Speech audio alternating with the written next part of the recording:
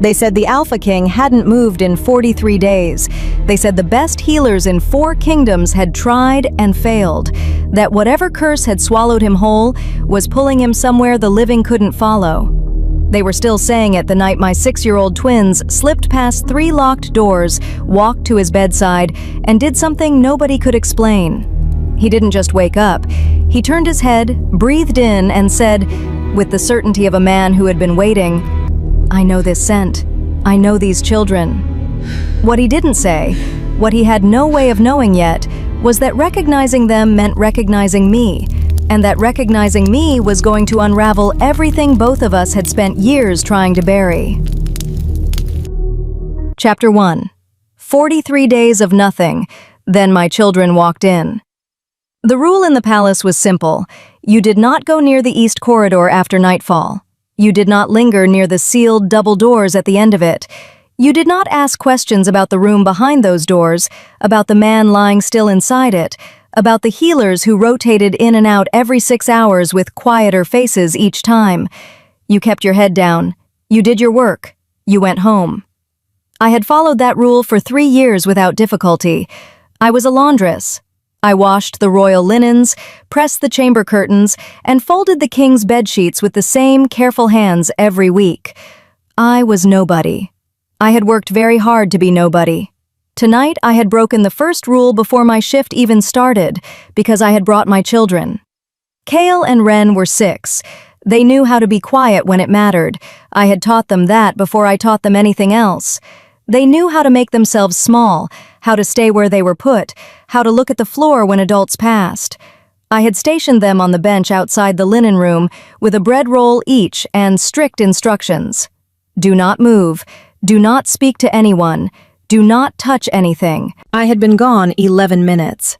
When I came back, the bench was empty. I stood there holding a stack of pressed pillowcases and felt the particular cold that only a mother knows. The cold that starts in the chest and moves outward until your fingers go numb. I set the pillowcases down. I counted my breaths the way my mother had taught me. 4 in, 7 out. Steady. Then I heard Ren's voice drifting from the east corridor. "He's not sleeping, Kale. Sleeping people don't smell like that." I moved fast and silent, the way I had learned to move in the years before the palace, before the laundry shifts and the carefully constructed nobody life. The east corridor was dim, the wall sconces burned low at this hour, and the sealed double doors at the end were, my stomach dropped, open. Not broken, not forced, standing slightly ajar, as though someone had simply turned the handle. I pushed through. The king's chamber was vast. High ceilings, dark stone, candles burning in iron holders along the walls. The bed dominated the far end, enormous, curtained in deep charcoal blue, and there, impossibly, were my children. Kale stood at the foot of the bed with his arms crossed, and his small face set in the expression he wore when he was trying very hard to manage a situation that had already escaped him. He was the cautious one, the one who thought before he moved. Ren had climbed onto the footstool beside the bed. She had her hand pressed flat against the king's chest. Not his hand, not his arm, his chest, over his heart, her small palm against the linen of his sleeping shirt, her eyes closed, her brow slightly furrowed in the way it was when she was concentrating very hard on something only she could feel. "Ren?" My voice came out barely above a breath. "Kale, come here, right now." Kale turned immediately, relief flooding his face.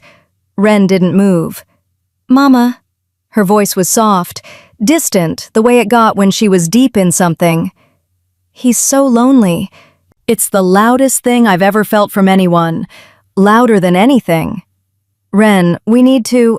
I'm just giving him something. Just a little something so he knows someone's here." "You don't touch people without asking. He can't ask, Mama. He's been alone in there for a very long time." I crossed the room in 6 steps and put my hand on her shoulder. The moment I touched her, I felt it too. A faint echo of what she was channeling, the particular resonance that happened when Ren's gift was fully open. It moved through her small body like a current and brushed the edges of my awareness, and what I felt was darkness. Vast and cold and endless, and somewhere inside it, something that had not yet given up. The king's chest rose, deeper than it had in 43 days. I knew this because I had washed the observations from the healer's notes into the back of my memory, the way I catalogued everything, involuntarily, the curse of a scent reader's mind. Shallow, the notes always said, breaths growing shallower. This one was not shallow. His head turned on the pillow. Kale made a small, tight sound. I grabbed Wren's wrist to pull her back, but before I could move, the king's nostrils flared. Slowly, deliberately, like a man catching something on the wind. His lips moved. I leaned forward without meaning to. "I know this," he said. His voice was wrecked, barely more than a rasp, the voice of someone who had not spoken in 43 days, but the words were clear. "I know this smell." His hand rose from the coverlet. He did not reach toward Wren, who was closest. He did not reach toward Kale at the foot of the bed. He reached toward me. I stopped breathing. His eyes were still closed. He had no way of knowing where I was standing, but his hand lifted and turned with the slow, certain movement of something following a compass, and it pointed, directly, unmistakably, at my face. "You," he said, "you've been here. Every night. You've been—" His voice broke on something that might have been a breath, or might have been a sound too complicated to name. "I thought I was dreaming you." Then the door crashed open behind us. Healers flooded in, guards behind them.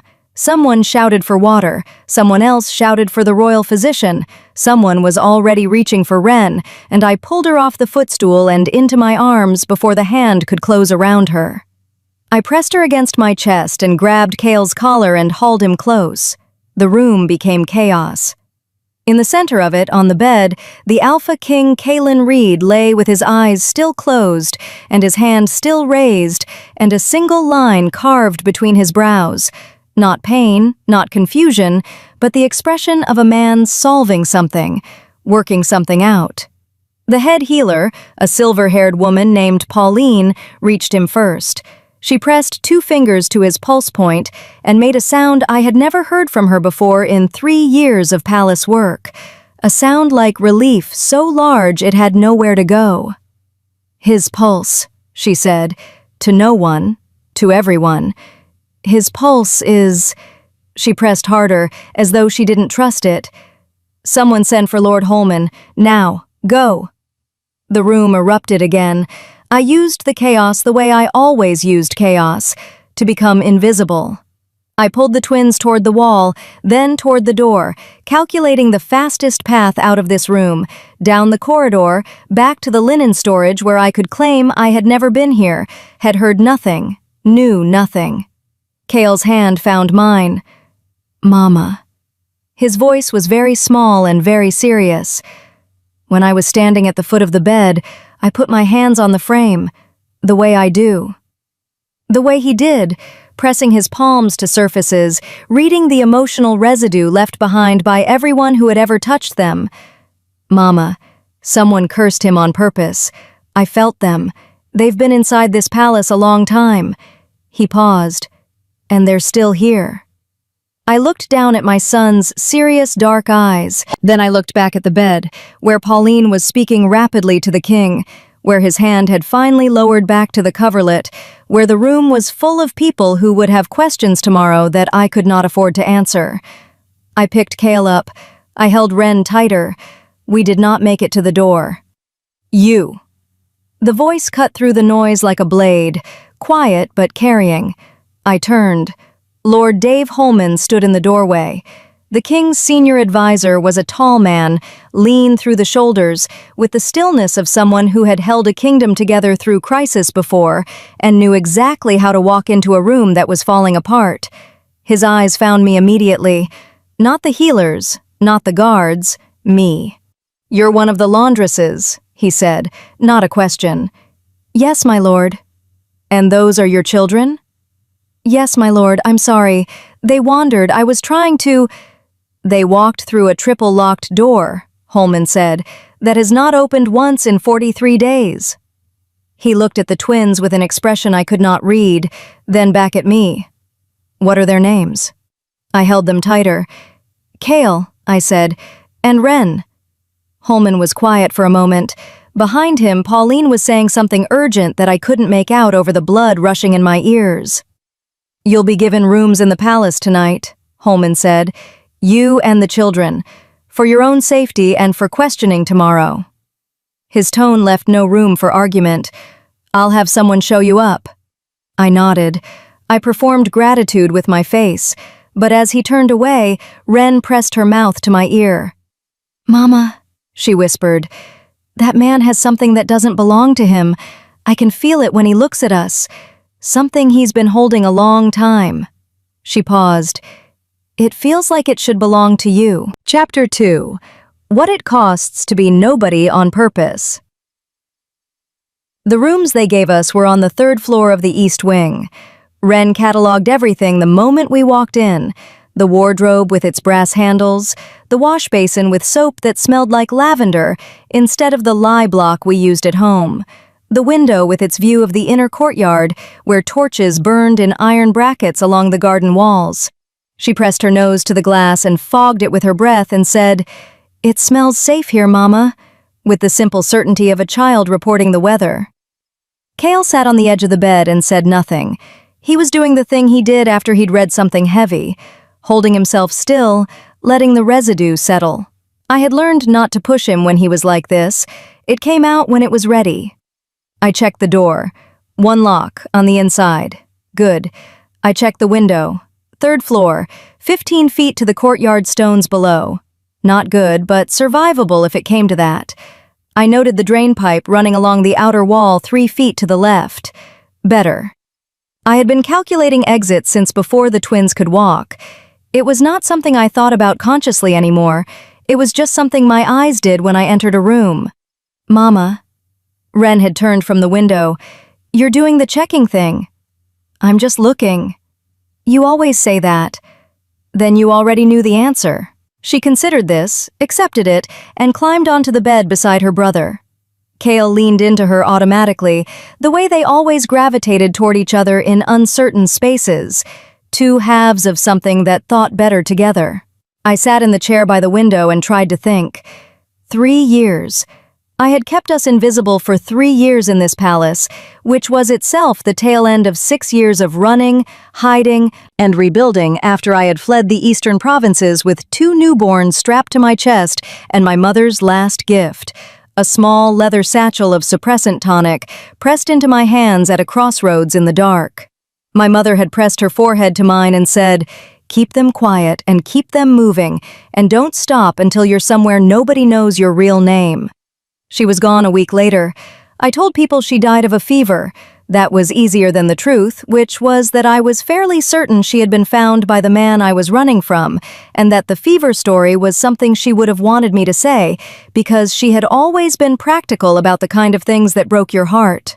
I had arrived at the royal palace of the Northern Reach with false papers, a new name, and 2 6-month-old infants who were already showing signs of abilities that would get us killed if anyone with the wrong intentions saw them. Kale had started at 4 months, pressing his small palms to the floor of whatever room we were in and going very still, his eyes unfocused, reading the emotional history of every person who had ever stood there.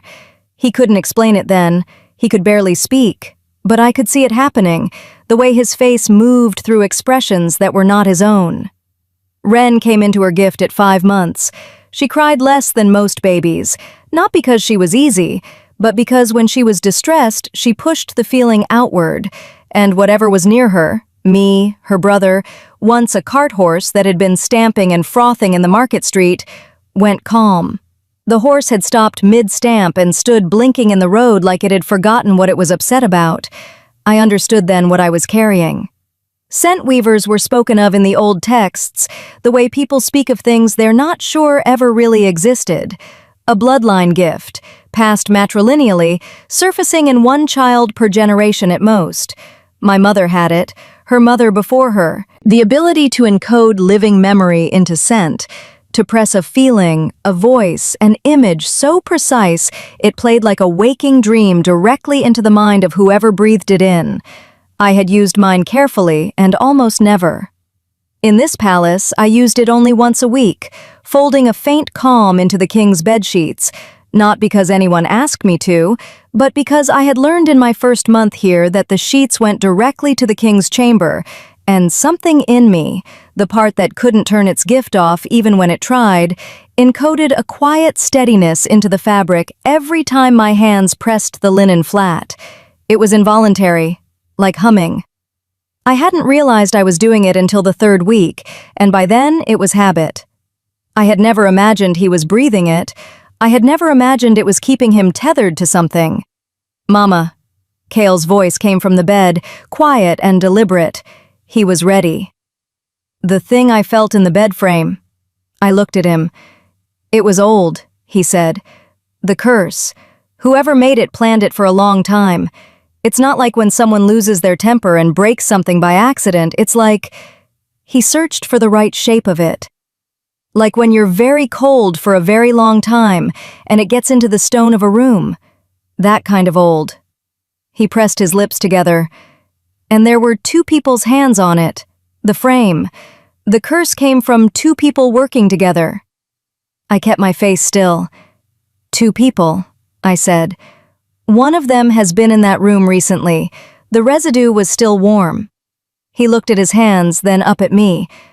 "And Mama, one of them smelled like nothing. You know how some people smell like nothing?" I knew. A scent stripper. Someone who could chemically neutralize their own trail. The rarest and most dangerous kind of practitioner, because they were invisible to every gift that relied on scent to read a person's history or intention. I had met exactly one in my life. I kept my face still. "Okay," I said. "You did very well, both of you." I stood and moved to the bed, pulling the coverlet back. "Now sleep. Tomorrow I'll figure out how to get us out of here." "Are we in trouble?" Ren asked. "Not yet." "Is the king going to be all right?" I thought about his hand rising from the bed, reaching toward me with the slow certainty of a compass finding north. "I think so," I said. I tucked them in. I sang the 4-note lullaby, the one I had pressed into a scent memory when they were 3 days old, when I wasn't sure we would survive the first winter, when I had encoded every good thing I could imagine their life becoming and folded it into a fragrance I released in the room while they slept. I had done it so they would carry it with them, so that wherever they went, some part of them would remember that once, someone had imagined the very best for them. They were asleep in minutes. I went back to the chair by the window and sat with my knees drawn up and my eyes on the courtyard below, watching the torchlight move in the wind. I was still sitting there 2 hours later when the soft knock came at the door. I was on my feet before the second knock landed. "Who is it?" "Holman." A pause. "I have tea, and I'd like to speak with you before tomorrow's formal questioning, if you're willing." I looked at the sleeping twins. I looked at the door. I opened it. Dave Holman stood in the corridor with a small tray, 2 cups, a pot, no guards. He was still dressed, which told me he had not slept. His face in the corridor's dim light was the face of a man who had been managing a catastrophe alone for a long time and had just watched something shift that he didn't yet know how to categorize. "May I come in?" I stepped back. He entered, set the tray on the small table by the window, and poured without asking how I took it. I noticed that people who poured without asking were either very comfortable with authority or very practiced at putting people at ease. Sometimes both. "You've worked in the palace 3 years, he said, settling into the second chair. "Yes, my lord." "Laundry. You've never requested reassignment, never caused difficulty, never drawn attention." "No, my lord." He looked at me over his cup. "And tonight, your children walked through 3 locked doors, and the king's chest rose for the first time in 43 days. I said nothing. "I'm not accusing you of anything," he said. "I want to be clear about that. Whatever your children did, the result was remarkable." He set his cup down. His pulse is stronger tonight than it's been since the curse took hold. Pauline believes he'll be fully conscious within the day. I let myself feel 1 second of relief, then I put it away. I'm glad, I said, carefully. Holman studied me the way a man studies something he is trying to identify by its outline in poor light. You're frightened, he said. I'm a servant who is being questioned by the king's senior advisor at midnight, my lord. It would be strange not to be. A faint smile, gone quickly. Fair.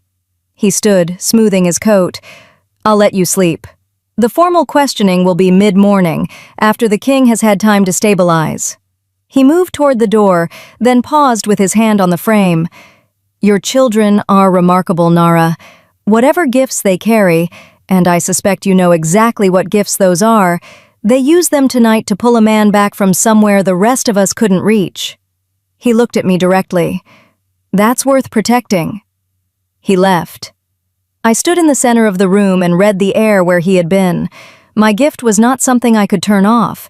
Scent carried truth the way words never quite could, and every person left a trail of it whether they knew it or not.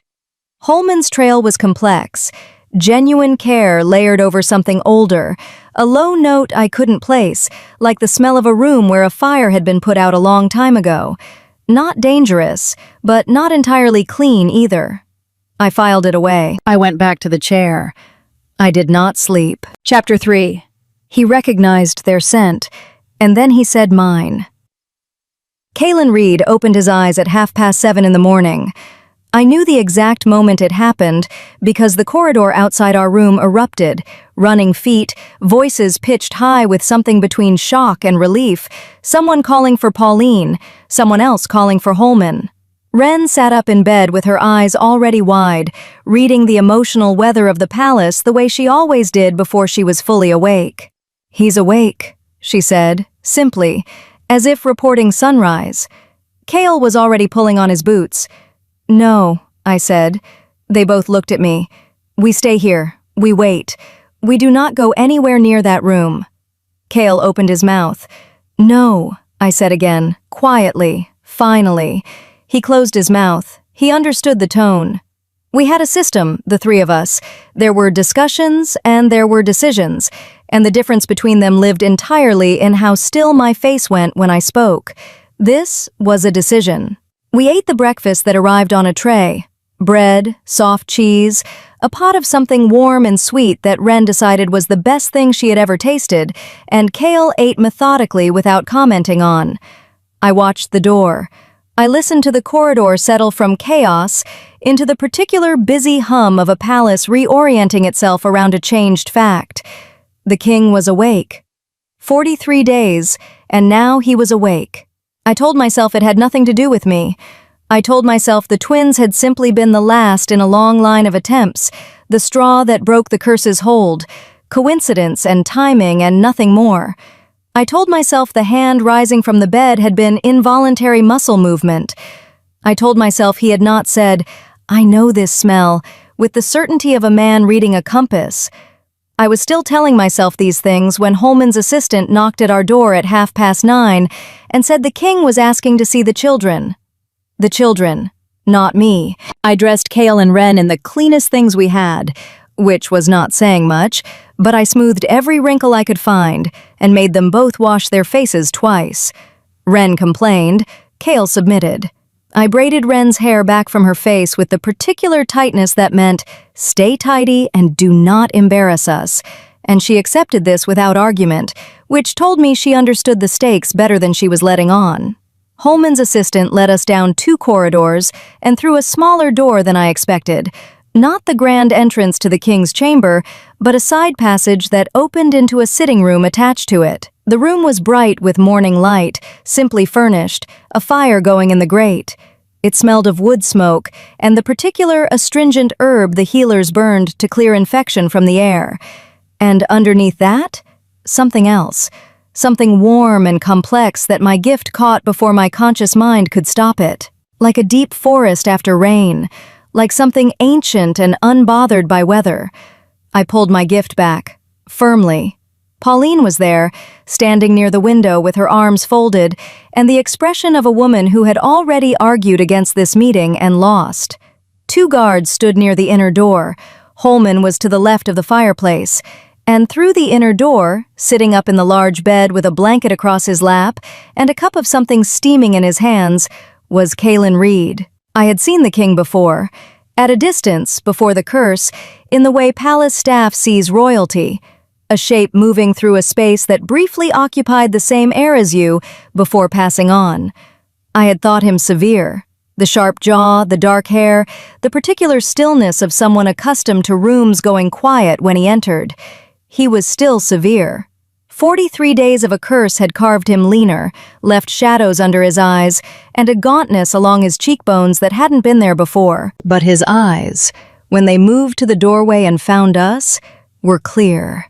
Sharply, immediately clear. The eyes of someone who had been unconscious for 6 weeks and woken up still knowing exactly who he was. They found the twins first. He went completely still. Not startled, not confused, the stillness of recognition, a man seeing something he expected but had not quite dared to believe would actually be there. "Come in," he said. His voice was rough at the edges from disuse, but steady underneath.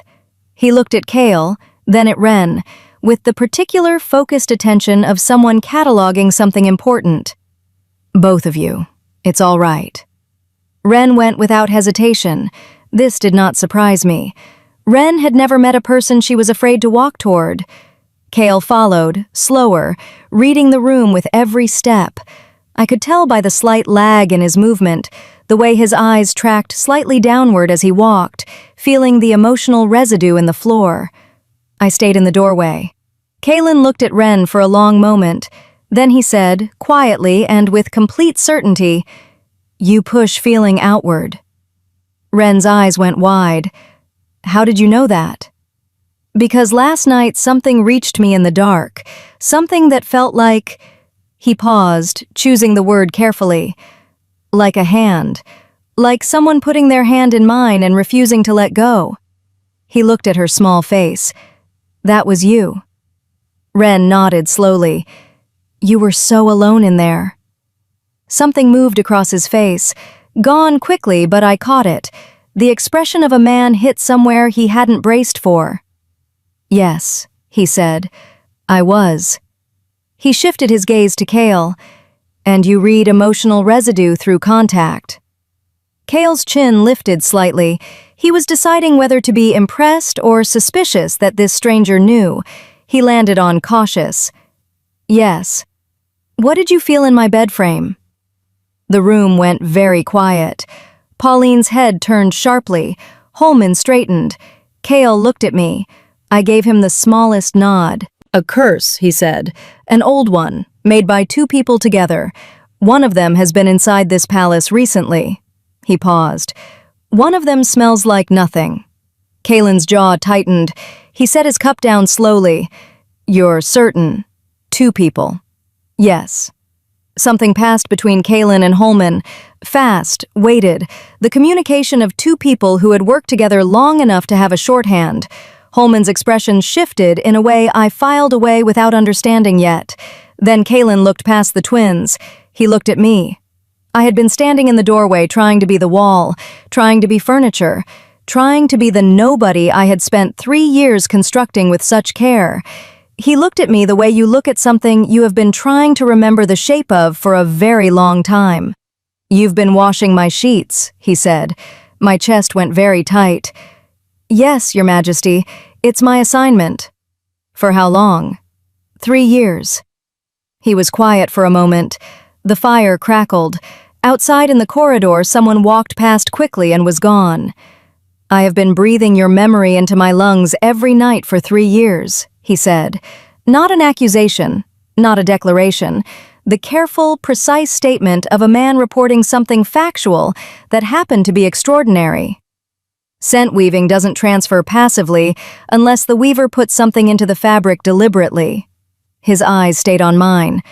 "What did you put in?" The room was very quiet.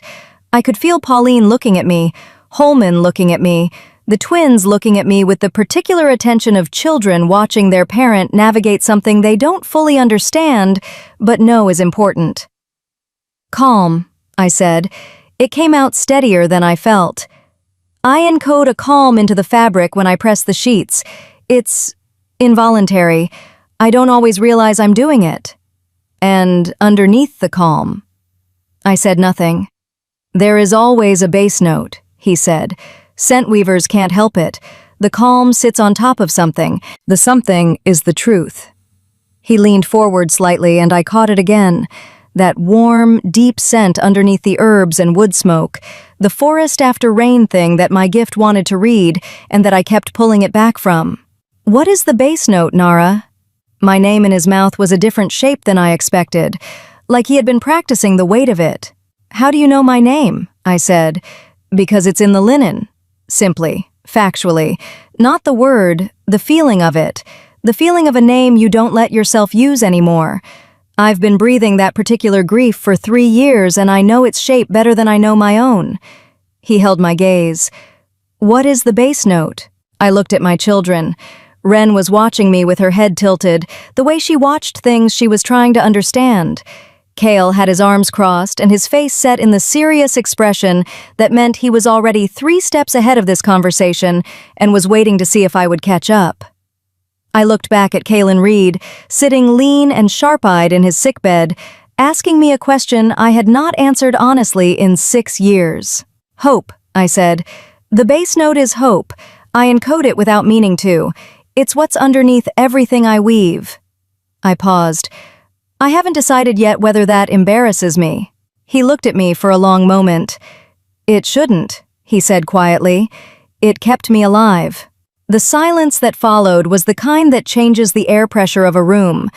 Pauline cleared her throat. Your Majesty needs to rest. One moment. He didn't look away from me.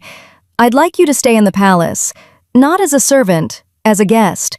I have questions I'm not well enough to ask today and answers I'm not well enough to give. But I would like the chance. He paused. I'm asking, not ordering. I looked at my children. Ren gave me the smallest nod, so slight no one else would have caught it. Kale was looking at the floor beneath the king's bed. His face had gone the careful blank it went when he had just read something he was still processing. 3 days, I said. We'll stay 3 days. Kalen nodded once. The relief in his eyes was there and gone quickly, but I was a scent reader, and relief had a smell, clean and slightly sweet, like the moment after rain stops, and the room was full of it. We were ushered out. In the corridor, Ren took my hand and swung it once. Kale waited until we were around the corner, and then he stopped walking. Mama. I looked down at him. The floor under his bed. His voice was very careful. There was a second layer in the residue. Old, much older than the curse. Someone encoded something into the room a long time ago, before the king was ever sick. He looked up at me. His dark eyes were very serious. Mama, it has your scent in it. Not your weaving, your actual scent. He paused. How does a room in this palace have your scent from before you were ever here? I stood in the corridor with my children, and the question neither of us could answer.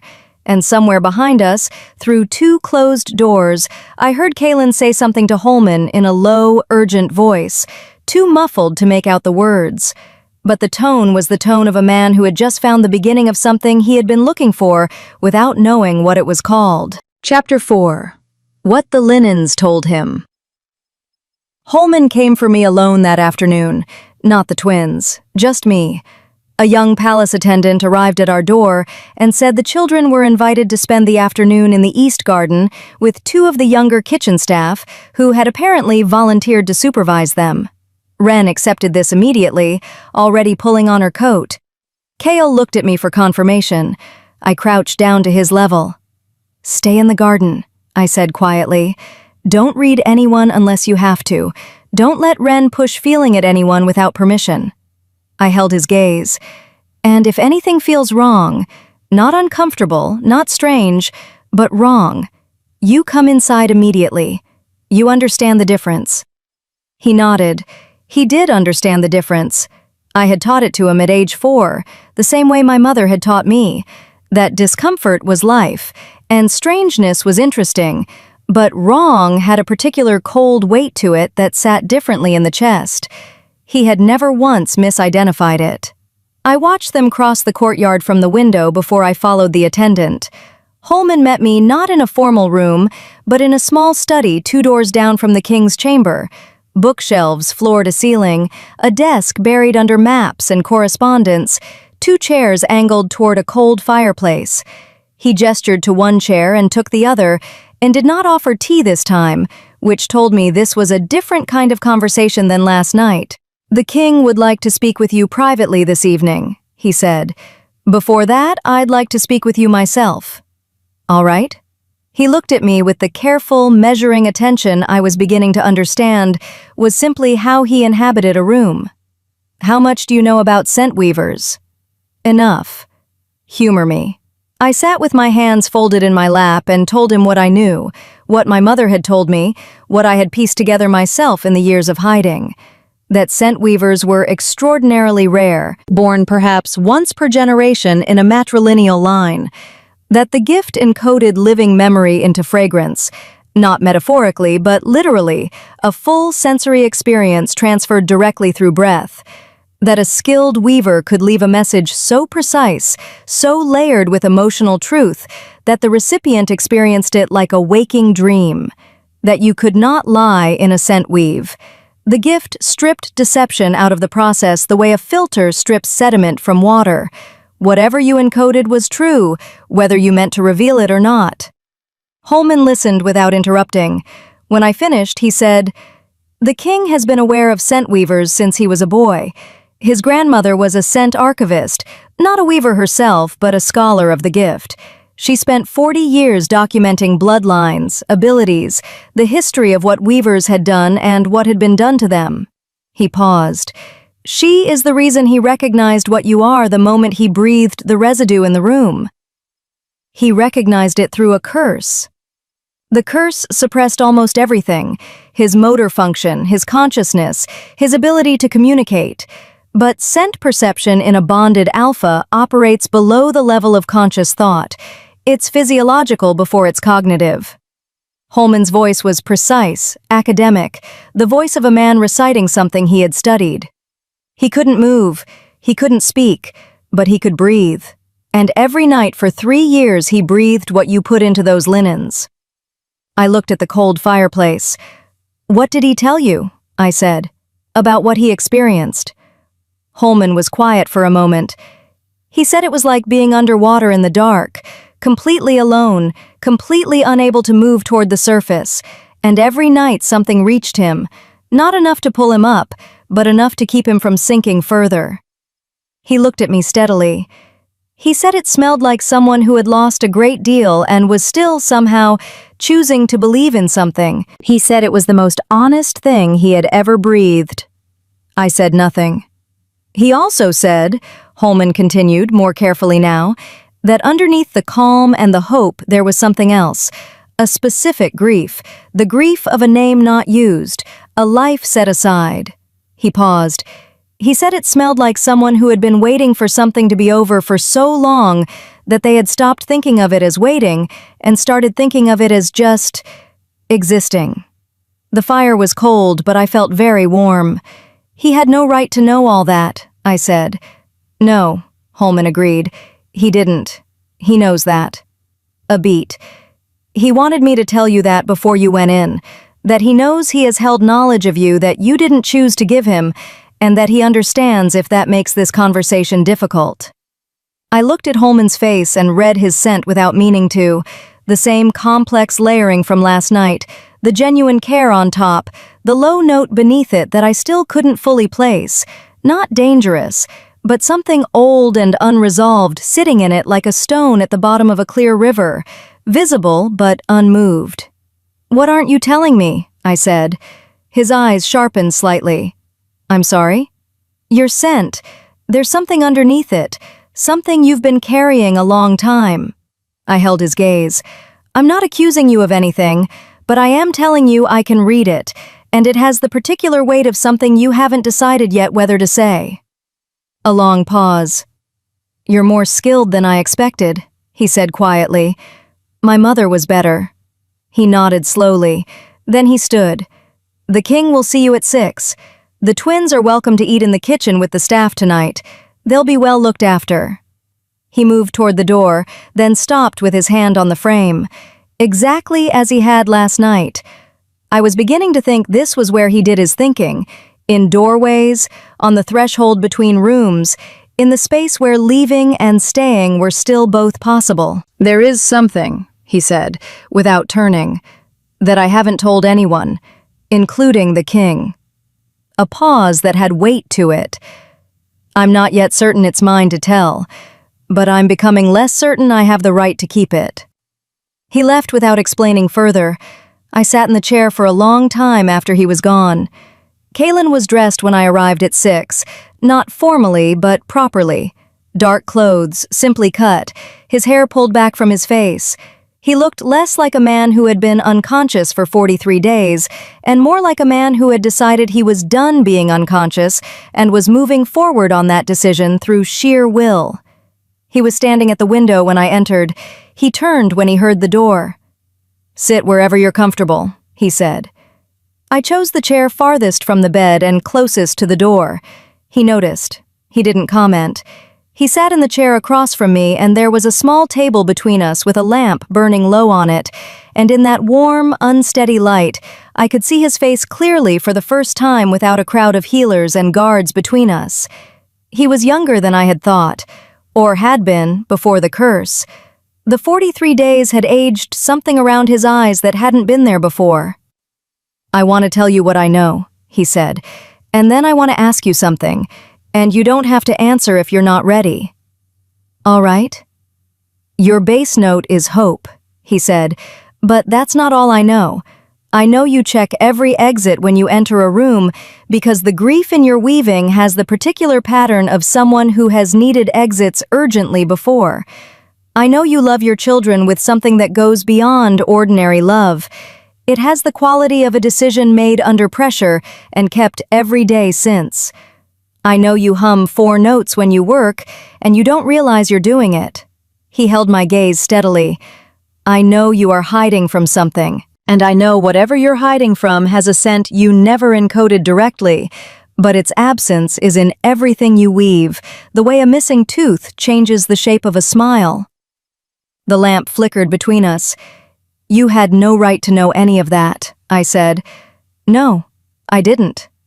No apology in his voice, just acknowledgement, clean and direct. "I'm not telling you because I think I earned it. I'm telling you because I think you deserve to know what I know before this conversation goes any further.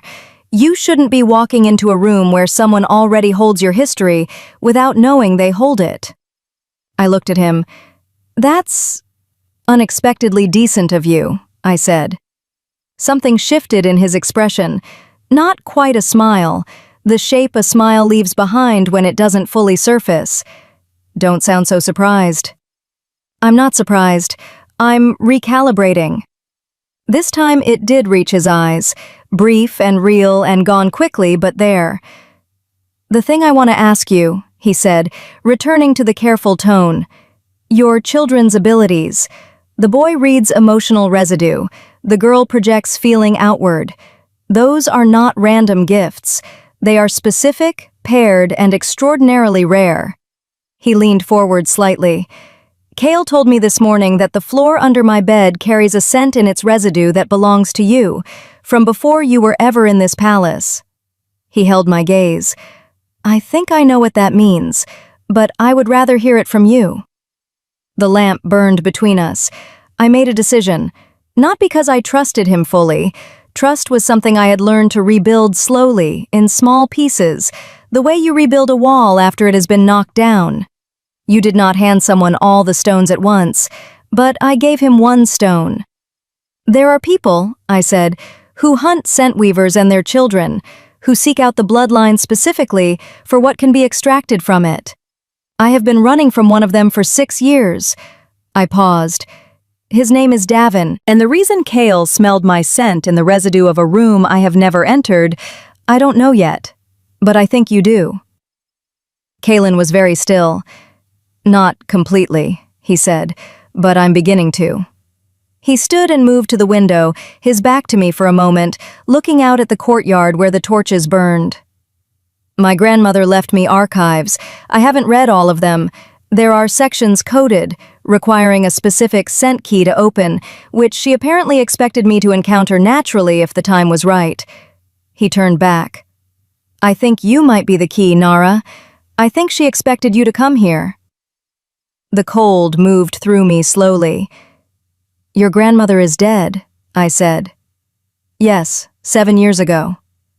"Then she prepared something 7 years ago that she expected would eventually reach me."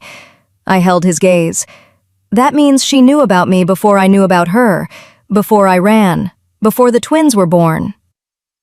"Yes," he said quietly. "I think that's exactly what it means." Outside in the corridor, footsteps passed and faded. The lamp burned.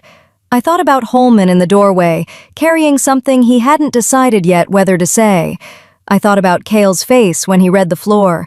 I thought about Wren pressing her small hand to a dying man's chest and pushing the one feeling she had, "You are not alone. Someone is here," into the dark with everything she had.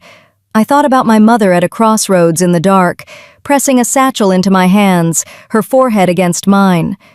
"Don't stop until you're somewhere nobody knows your real name." I was somewhere nobody knew my real name. And somehow, impossibly, the room already had my scent in it. Chapter 5. The Scent of Someone Pretending to Be Gone. 3 things happened the following morning in quick succession, and it was the order of them that mattered. First, Kale woke before dawn and lay very still in the bed with his eyes open and his hands flat against the mattress, reading the emotional residue of everyone who had slept in the room before us. I knew he was doing it because his breathing went shallow and his face cycled through expressions that weren't his. A flicker of someone's old contentment, a flash of someone's anxiety, the particular blank of exhaustion so deep it had stopped feeling like anything. He did this sometimes in new places. I had learned to let him finish rather than interrupt. When he came back to himself, he turned his head and looked at me in the chair by the window where I had again not slept and said, "Someone was frightened in this room recently. Not us frightened, hiding frightened." I looked at him. "How recently?" 2 weeks, maybe 3. He sat up slowly. "And Mama, they smelled like nothing." That was the first thing. The second thing was that Wren, eating breakfast, went very still with her spoon halfway to her mouth and said quietly, "Someone just pushed a feeling at me. Through the wall." She set the spoon down and looked at her palm the way she did when she was trying to identify a sensation by its texture. It was like a door handle being tested, feeling for whether it turns. I was on my feet before she finished the sentence. "Which wall?" She pointed at the wall facing the east corridor. "Did you push back?" "No, I just let it bounce." She looked up at me, and for the first time since we had arrived in the palace, her face held something I rarely saw there. Not fear exactly, but its close neighbor. The look of a child who has felt something that reminded her the world was not always safe. "Mama, it felt cold. The feeling was cold, like the person sending it doesn't run warm." I crossed to her immediately and crouched down. "You did exactly right. You don't push back, you don't respond, you let it go. Good girl." I held her face in both hands for a moment. Good girl. That was the second thing. The third thing was that Holman knocked at our door 20 minutes later with a face that had made a decision overnight. He came inside this time without being asked. He sat at the small table and folded his hands on top of it and looked at me with the expression of a man who had rehearsed something and was now setting the rehearsal aside in favor of just saying it. "I need to tell you something," he said, "and I need to tell the king at the same time, so I'm asking you to come with me now, before the morning briefing, before anyone else is in the room." I looked at the twins. They come with me. I expected that. We followed him through the side corridor to the small sitting room adjoining the king's chamber. Kalen was already there, dressed, standing near the fireplace with a cup in his hand, looking like a man who had been awake for some time and was not displeased about it. He looked up when we entered and something in his face settled slightly, the way a room settles when the draft is stopped. He looked at the twins first, then at me, then at Holman. "Sit down, Dave," he said, quietly. The voice of someone who already suspected they were not going to like what came next. Holman sat. We all sat. The fire was going this morning, and its warmth should have made the room feel safer. It didn't. 8 months ago, Holman said, I was approached through a diplomatic back channel by a representative of a man named Davin Wells. The message was framed as a routine inquiry, a private citizen seeking information about the palace's policy on independent practitioners entering the city. He kept his eyes on his folded hands. I responded through the same channel with the standard documentation. I thought nothing more of it. Kalen's cup lowered very slowly to the table. 4 months ago, Holman continued, a second message arrived. This one was less routine. Wells was requesting quiet access to the palace service records, specifically the roster of staff hired in the past 5 years. Holman's jaw tightened. I denied it, but I didn't report it. Why not? Kalen said. His voice had gone the particular flat quiet that I was learning meant the opposite of calm. Because a week later the curse took you. Holman looked up for the first time, and in the chaos of that, in the 43 days of managing everything alone, managing the succession questions and the council and the border disputes and the kingdom not knowing whether its king was dying, I told myself it was a minor inquiry from a minor figure, and I had already handled it by saying no. A pause. I was wrong. And I knew I was wrong approximately 6 weeks ago when I found an unauthorized entry in the service passage logs. Someone had used a staff credential to access the sub-level records vault. The room was very quiet. Someone is already inside, I said. Yes, Holman looked at me. I believe so. I believe they have been for some time. And I believe... He stopped, steadied. I believe the curse on the king and Davin Wells are connected. I cannot prove it. But the timing of the access logs and the timing of the curse are not coincidental. Cale, sitting beside me, had both hands flat on the arms of his chair. I could see him reading the residue, the history of everyone who had sat there, the emotional layering of every conversation the chair had witnessed. His face was doing the careful blank thing. Kalen stood. He moved to the window with his back to us and was quiet for a long moment. When he turned back, his face had resolved into something, not rage, which I might have expected, but the cold, focused clarity of a man who had just had a suspicion confirmed and was already 3 steps into the response. The medallion, he said to Holman. Tell me about the medallion. Holman frowned slightly. What medallion? Kalen looked at Cale. Cale reached into his coat pocket and produced the small carved bone disc, the one he had found in our room yesterday morning, the one Kalen had gone rigid at the sight of. He held it on his open palm. Holman's face changed. Where did you find that? He said, very carefully. In our room, I said. Someone left it. Holman looked at it for a long moment. That is a scent stripper's seal. They're used as calling cards among practitioners of that particular discipline. It means the person who left it has been in the room and wants you to know they've been in the room. He looked at me. It's a message. It means, I know where you are, I can reach you, and I chose to leave this instead of doing something else. A threat dressed as restraint, Kalen said. Yes. I looked at the medallion on my son's palm and thought about Ren's face this morning. It felt cold, the person sending it doesn't run warm, and the familiar cold moved through me that I had been living alongside for 6 years, the cold that never fully left, that I had simply learned to function inside.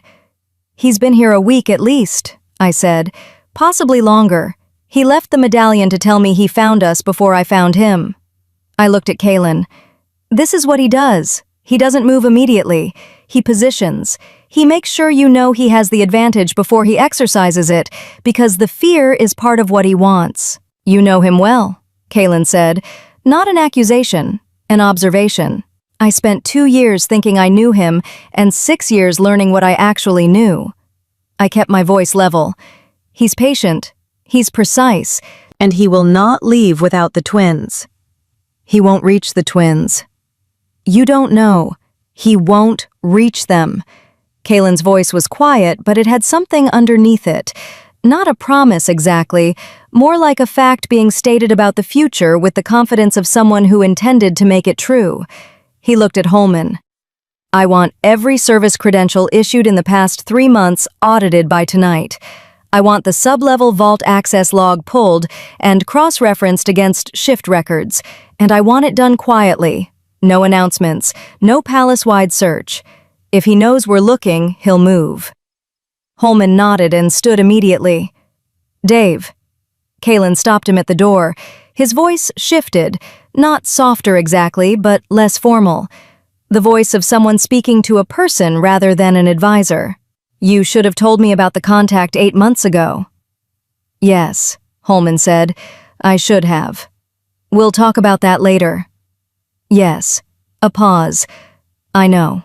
He left. The twins were sent back to the East Garden with the same kitchen staff from yesterday, 2 young women named Betsy and Elisa, who had apparently won Wren's complete devotion by knowing a hand-clapping game she had never seen before. I watched them cross the courtyard from the sitting room window and felt the familiar calculus of motherhood running in the back of my mind. Exits, distances, response times. And then I turned back to the room and found Kaylin standing closer than I expected. Not close enough to crowd, but close enough that my gift caught his scent before I could pull it back. I let it run for half a second before I stopped it. Half a second was enough.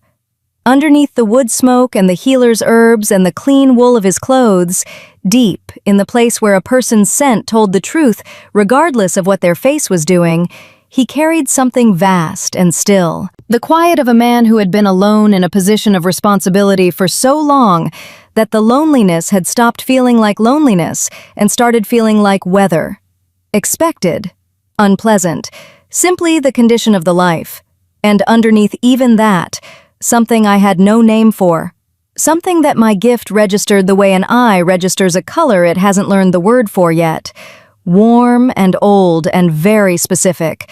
Like a room kept ready for someone who hadn't arrived yet. I pulled my gift back hard. He was watching me.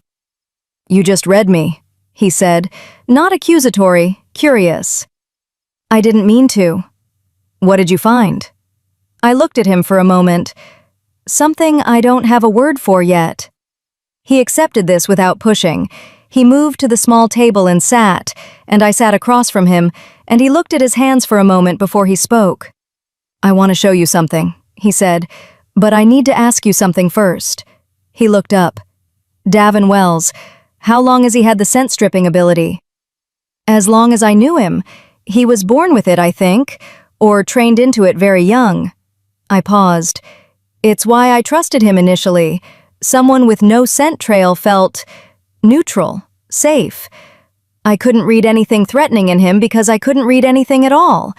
I held Kaylin's gaze. I was 22 and I had spent my whole life reading danger in people's scent before it arrived. Someone I couldn't read felt like relief. I mistook the absence of information for the absence of threat. That's not a mistake, he said. That's a gap in your experience being exploited by someone who understood your gift better than you did. I was quiet for a moment. You're doing that thing again, I said. What thing? Reframing my history in a way that removes the self-blame from it. I'm stating what I observe. He held my gaze steadily. You were hunted by someone who specifically understood your ability and engineered his approach around it. That is not a failure of judgment. That is what it looks like when a predator studies his target before moving. The fire crackled. I looked at my hands. The archives, I said. Your grandmother's coded sections. You mentioned a scent key. Yes. You think I'm the key. I think you might be one of them. He stood and moved to the bookshelf along the inner wall. Not the decorative shelves near the fireplace, but the working shelves. The ones with documents stacked between the books in a way that suggested regular use. He pulled a slim, battered volume from the end of the second shelf and held it out. I took it. The cover was plain, no title. The pages inside were dense with his grandmother's handwriting. I could tell by the consistency of it, the particular slant, and then, 2/3 of the way through, the writing stopped. The remaining pages were blank to the eye, but when I brought the open page close and breathed in, my gift surged so hard I nearly dropped the book. The pages were not blank. They were encoded. Encoded in a scent so old and so layered that reading it fully would take hours. But the top note was immediate and unmistakable, the particular fragrance of a message meant for a specific person, keyed to a specific scent signature. Mine. My exact scent signature, which I had never given to anyone, which could not be duplicated or forged, which was as individual as a fingerprint and twice as impossible to replicate. His grandmother had encoded these pages for me. Before I was born. She knew, I said. My voice came out very quiet. She knew I was coming. Yes, Kaylin said. I think she knew a great deal, and I think she left the explanation in those pages. He looked at the book in my hands. Can you read it? Not quickly, and not here. I closed it carefully. It will take time and privacy, and I need to be sure the twins are safe first. If Davin is in this palace and he knows we're moving against him, he won't wait much longer. I know. He looked at me steadily, which is why I'm going to ask you to trust me with something tonight. Not everything. I'm not asking for everything. One thing. He paused. Let me put guards on the twins' corridor that report only to me. Not Holman, not Pauline, me. I looked at him. The room had his grandmother's book in it. His scent carried something warm and old and specific. Wren had pressed her hand to his chest in the dark and pushed the one feeling she had, and it had reached him. I thought about my mother at the crossroads. I thought about 6 years of exits and suppressant tonic and folding hope into fabric for a man I had never met. All right, I said. One thing. He nodded.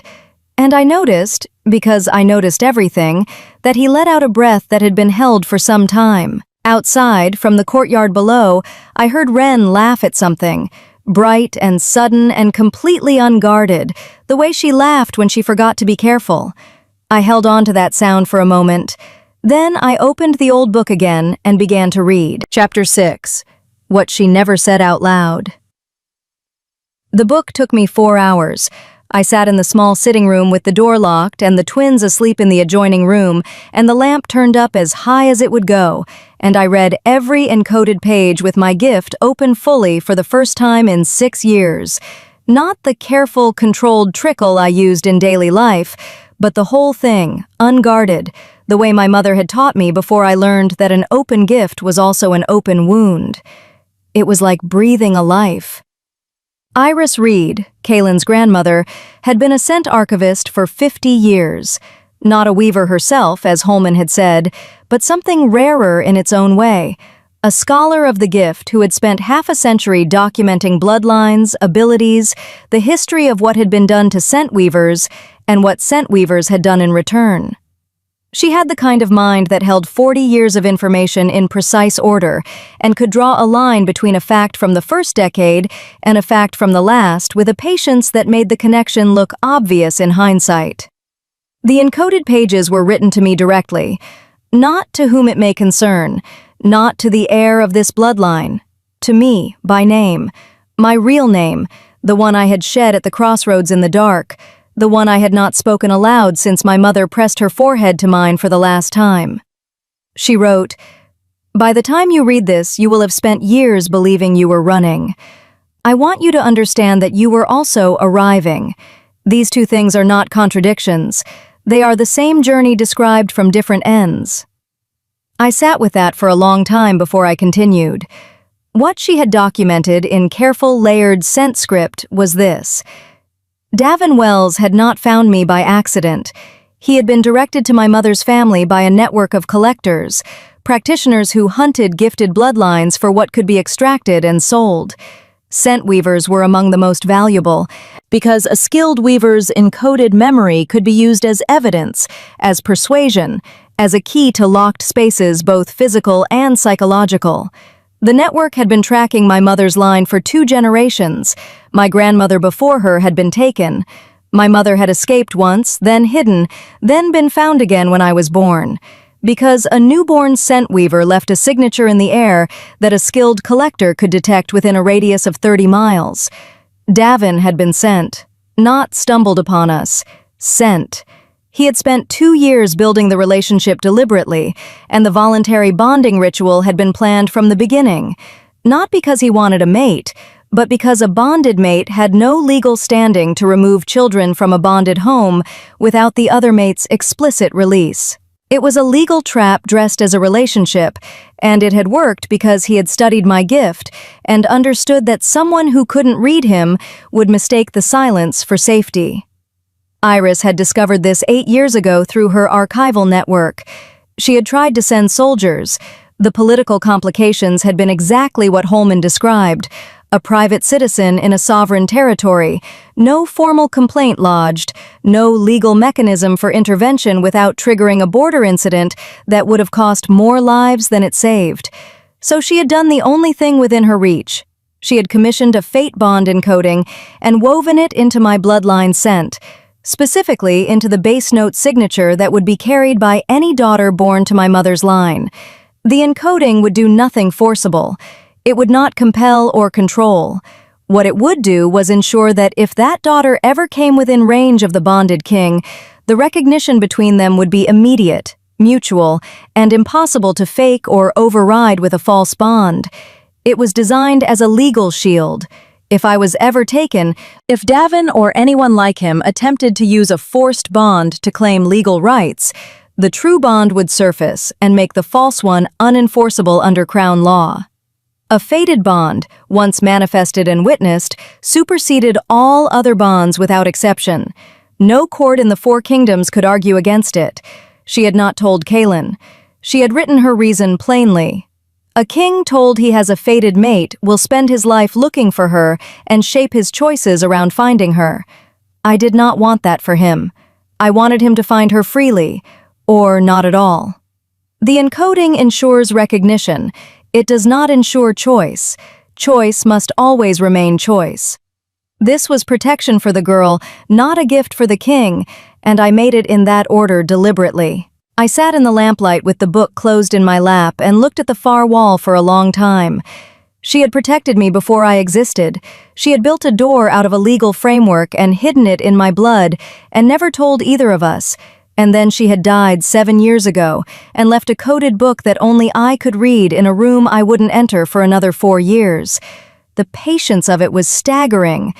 And underneath the staggering, like a stone at the bottom of a clear lake, the other thing. The thing I had been sitting next to for 4 hours and not looking at directly. Kaelin had found the book 2 years ago. He had said so himself. I discovered this in the archives 2 years ago. He had known for 2 years that somewhere there was a woman whose bloodline carried his grandmother's encoding. He had not known her name. He had not known her face. But he had known she existed, and he had not told me. I asked Holman to bring him to the sitting room. It was past midnight. The twins were deeply asleep. The palace had gone to its night quiet, that particular stillness of a large building settling into its own bones, and the only sounds were the distant watch-change bell and the wind finding the gaps in the old stonework. Kaelin arrived in 3 minutes, which told me he had not been sleeping either. He took one look at my face and the closed book in my lap and sat down without being asked. "You read it," he said. "All of it." A pause. "Then you know." "I know what she did. I know why she did it." I held his gaze across the small table. "I know you found the archive 2 years ago and have known since then that the encoding existed." I kept my voice level, not cold, level. "You knew. Before I arrived here, before the curse, before any of this. I knew a bond had been encoded into a bloodline," he said carefully. "I didn't know which bloodline. I didn't know the woman's name or where she was or whether she was still alive. The archival records my grandmother left me were deliberately incomplete. She coded the identifying information separately, in the section that required the scent key." He held my gaze without flinching. When I read what I could access 2 years ago, I understood that somewhere there was a woman who carried my grandmother's protection. I had no way to find her. I made a decision not to search for her. Why? Because searching for her would have meant sending people out with orders to find a woman based on her bloodline gift. His voice was very quiet. That is exactly what Davin Wells did. I was not willing to be a version of that, even with different intentions. The lamp burned between us.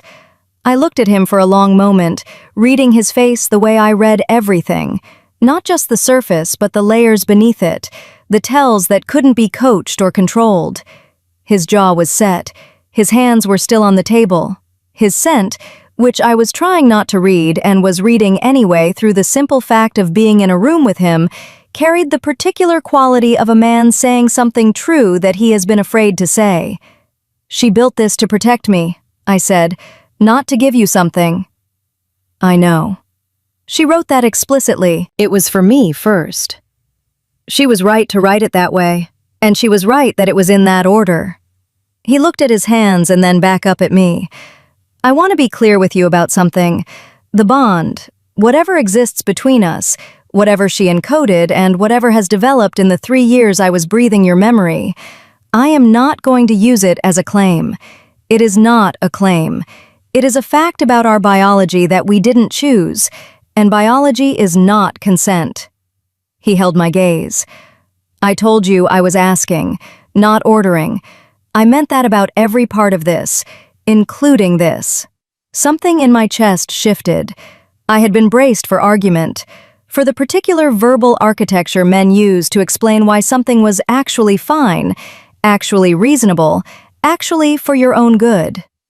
I had learned to recognize it early because I had lived inside it for 2 years with Davin, and by the end, I could smell the structure of it before the first sentence was finished. This was not that. This was a man sitting across a table in the middle of the night and telling me precisely what he knew, precisely when he had known it, and precisely what he intended to do with it, which was nothing without my agreement. "The bond," I said. "Can you feel it?" "Yes," he said, simply. "Since when?" "Since I woke up." A pause. It was the first thing I was aware of. Before my own heartbeat, before the pain, before I knew where I was aware of a thread, something warm and specific and pulling toward a direction. He looked at me steadily. "I didn't know what it was attached to until I smelled the room and understood what you were." I thought about Ren in the corridor, pointing at my chest. The string that goes to him, it's the same color as the ones between me and Kale, the ones that mean you can't actually leave. "I can feel it too," I said. "It cost me something to say it. I paid it. I've been trying not to. It felt dangerous to acknowledge." "It is dangerous," he said. "I won't pretend otherwise. Davin is in this palace, and he has legal instruments and a collector's network behind him, and we have—" He stopped, looked at me. "What do we have?" "A fated bond that makes his legal claim void," I said, "if it manifests formally, if it's witnessed." "Yes." "Your grandmother planned for exactly this." "Yes." I looked at the closed book in my lap. 4 hours of a dead woman's careful, patient work. 50 years of an archivist's mind drawing lines between facts across decades. A protection built in the only material she had available. Biology and law, and the very specific magic of a gift she didn't possess herself, but understood better than most people who did. "She was remarkable," I said. "She was," Kaelin agreed quietly. "She would have liked you." I looked up. "She encoded specific admiration for the women of your bloodline into her archival notes," he said, "the sections I could read before the coding locked. She called your line the most honest gift in 4 kingdoms because you cannot weaponize a weave. You cannot encode a lie. In a world full of people building weapons from every available material, she found that striking." Something loosened in my chest that had been tight for a very long time. I said, "There is one more thing in the book that I haven't told you yet." He waited. The network, I said. The collectors. Davin didn't build it. He works for it. It is older than both of us, and it has people inside courts and councils across the 4 kingdoms. I held his gaze. Your grandmother spent 20 years documenting it. The names are in the final encoded pages. I read them. I paused. One of the names is someone currently inside this palace. Not Davin. Someone above Davin. Kalen went very still. Who? He said. I told him. The silence that followed was the longest of the night. Outside, the wind moved through the old stonework and found all the gaps. Chapter 7. The Scent of a Long Lie. I want to say that I saw it clearly the moment I read the name in Iris's archive. I didn't. What I saw was a name I recognized from 3 years of palace life, a name attached to a face I had seen in corridors, in doorways, at the edge of formal gatherings where staff were invisible and the named people moved through the spaces we had cleaned and prepared. A name so embedded in the ordinary fabric of the palace that reading it in a list of collector network operatives felt less like revelation and more like a wrongness, the particular cognitive lurch of seeing a familiar object in an impossible place. Your coffee cup on the ceiling, your child's shoe in the road.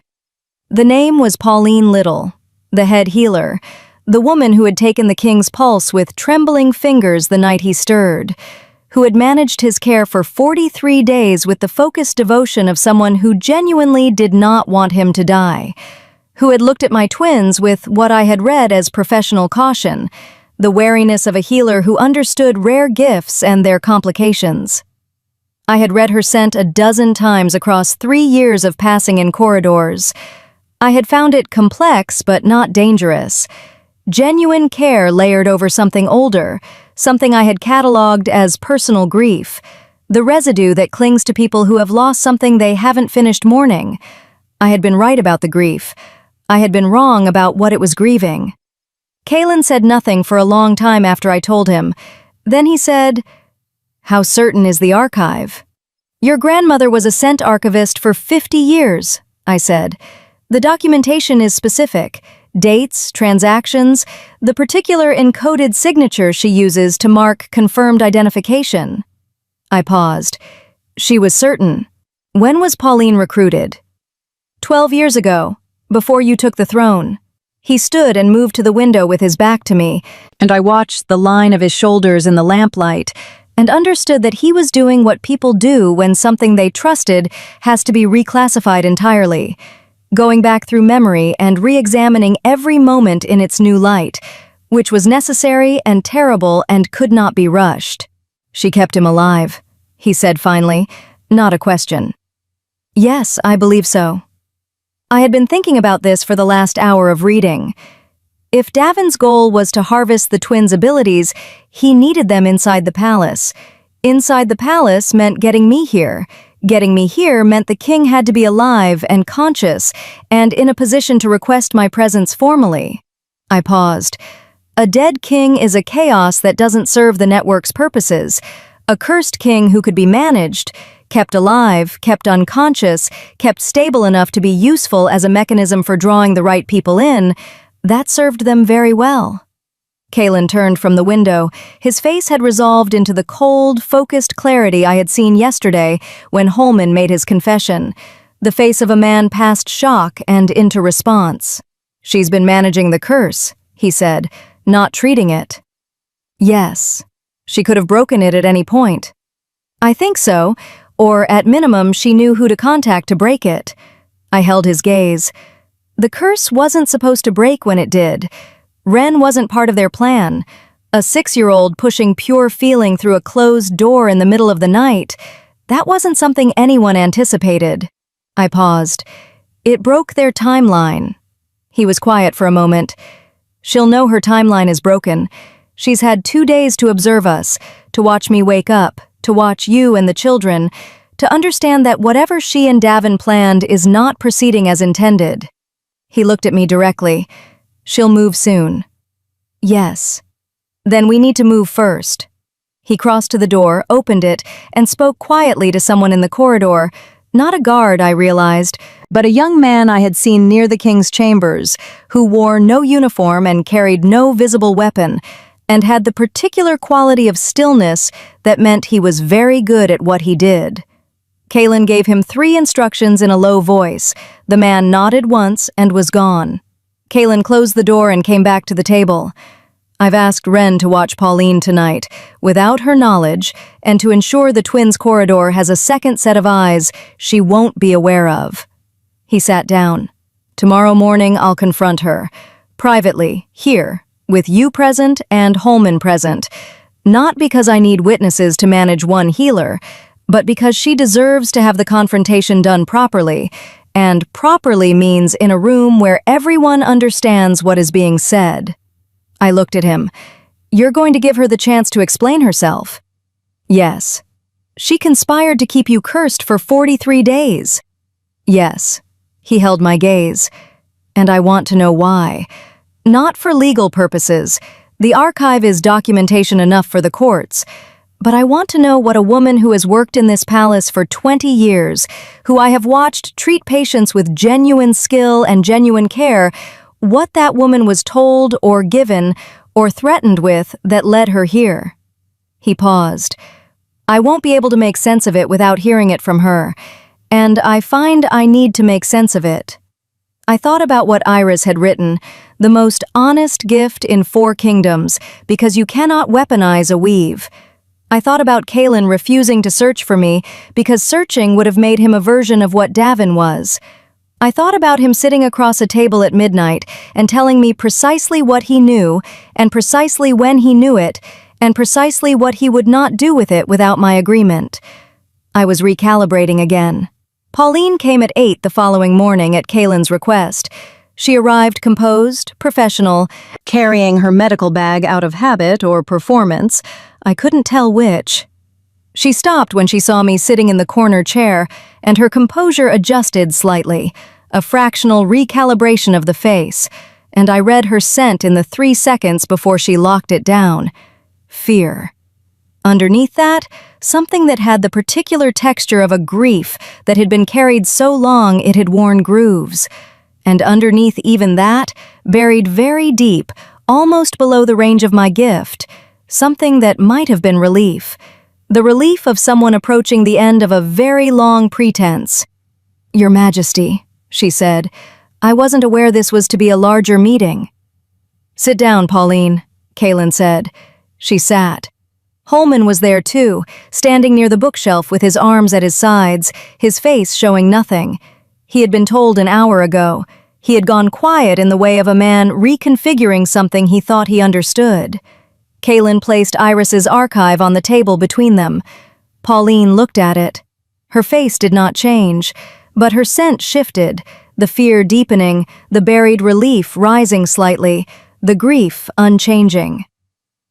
My grandmother documented the collector network for 20 years, Kaelin said. Your name is in her archive, 12 years of it. He kept his voice level, precise, not cruel. I want to hear it from you. Not because the documentation isn't sufficient, it is, but because you have given 20 years to this palace and to the people in it, and that means something to me, and I would like to understand how those 2 things exist in the same person. Pauline was quiet for a long moment. Then she put her medical bag down on the floor beside her chair, very carefully, as though setting something down she had been carrying for a long time, and looked at the table. My daughter, she said. Her voice was even, practiced in the evenness. She was born with a gift, not scent-weaving, something rarer. The ability to heal at a cellular level. Accelerated tissue regeneration? Transferable. The kind of gift that makes a child a target before she can walk. She paused. The network found her when she was 4. They offered me a choice. Work with them. Facilitate certain things, manage certain situations, ensure certain outcomes, and my daughter would remain hidden from every collector in the 4 kingdoms under their specific protection, the one thing they could guarantee that I could not provide myself. The room was quiet. Refuse, she said, and they would take her. Kaelin said nothing. I have been buying her safety for 12 years, Pauline said. One compromise at a time. Each one smaller than the last one felt. Each one made easier by the one before it. She looked up finally, and her eyes were dry in the way of someone who had spent all their tears on this a long time ago. I did not design the curse. I was given a compound and told to introduce it into the king's evening tea during the winter review. I was told he would sleep, not indefinitely, not permanently. I was told it would last 2 months while a particular arrangement was completed, and then it would be reversed and no lasting harm done. Her jaw tightened. They lied. The curse was not reversible by ordinary means. By the time I understood what I had actually administered, he had been under for 3 weeks, and I had no mechanism to undo it. So you managed it, Kaylin said quietly. I kept him stable. I kept him breathing. I kept the pulse strong enough that the succession council didn't formally convene. A pause. I told myself that was something. It was something, Kaylin said, not warmly, but not without acknowledgement. Pauline looked at him with the expression of a woman who had not expected that. Where is your daughter now? Kaylin said. A fractional pause. A village 2 days east. She's 16. She thinks I'm a healer who works at the capital. She doesn't know any of the rest of it. She's been safe this whole time? As far as I can verify, yes. Kaylin looked at Holman. Something passed between them, the shorthand of 2 people who had worked together long enough to communicate in fractions. Holman said to Pauline, carefully, if the king's protection was extended formally to your daughter, documented, legally binding, crown protection rather than the networks, would you be willing to give full testimony? Names, transactions, operational details, everything. Pauline's breath went out slowly. Yes, she said. I would give you everything I know. Then that's what we'll do, Kaylin said. He stood. You'll remain in the palace under voluntary confinement until the legal process is complete. You'll be treated as a witness, not a prisoner, unless you give me reason to change that categorization. He looked at her steadily. Your daughter will be brought here today. She'll be safe. That is my word, not the network's. You understand the difference. Pauline pressed her lips together. Yes, she said very quietly. I understand the difference. She was escorted out by Holman. The door closed. I sat in the corner chair and read the air where she had been, the complex layering of her scent, the fear and the grief, and the thing that had been buried relief gradually becoming actual relief, the specific quality of a woman setting down something she had been carrying for 12 years. She was protecting her child, I said. Yes, Kaylin said. She still did what she did. Yes. He looked at me. Both of those things are completely true, and neither one cancels the other. He paused. I know what it looks like when someone makes impossible calculations to protect their children. I watched you do it for 3 days. His voice was very quiet. I'm not able to be unmoved by it, even here. I looked at him. The recalibrating was becoming a more or less permanent state. Outside in the corridor, quick footsteps. And then Ren, the quiet young man from last night, opening the door with the controlled urgency of someone delivering information that could not wait. Your Majesty. He looked between us. The twins. My entire body went cold. They're not in the East Garden, Ren said. They were there 20 minutes ago. Betsy and Elisa turned their backs for under a minute. He held out something small, a length of ribbon, pale blue, Ren's. Found on the path to the service entrance. He paused. And this. He held out a second thing, pressed into a small square of paper in careful, deliberate 6-year-old handwriting, were 3 words. We went first. Chapter 8. 2 6-year-olds walking toward the thing that wants to break them. I was at the door before Ren finished speaking. Kaylin was faster. Not because he was closer, he wasn't, but because he moved with the particular economy of someone who had spent years making rapid decisions in confined spaces, and he was already in the corridor and turning toward the service entrance before I had cleared the doorframe. I caught up in 4 steps, and he didn't tell me to stay back, which I would not have done regardless, and we moved together down the corridor with Ren half a step behind us. "How long?" I said. 20 minutes at most, Ren said. Betsy raised the alarm the moment she found the ribbon. I came directly. "The service entrance leads to the sublevel," Kaylin said. Not a question. "Yes." "The records vault." "Yes." I was already thinking about the medallion on Kale's palm, the calling card left in our room. "I know where you are, I can reach you." I chose to leave this instead. Davin did not leave calling cards out of mercy. He left them because the fear they generated was useful to him, because a frightened person made worse decisions, because he had learned 20 years ago that psychological positioning was more reliable than physical force and considerably less legally complicated.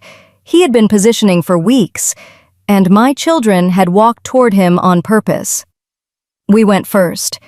6 years old, and they had mapped him, tracked him, and walked toward the thing I had spent their entire lives trying to keep them from, and I did not know whether to be terrified or, underneath the terror, underneath the cold and the shaking I was controlling very hard, devastated with something that felt uncomfortably like pride.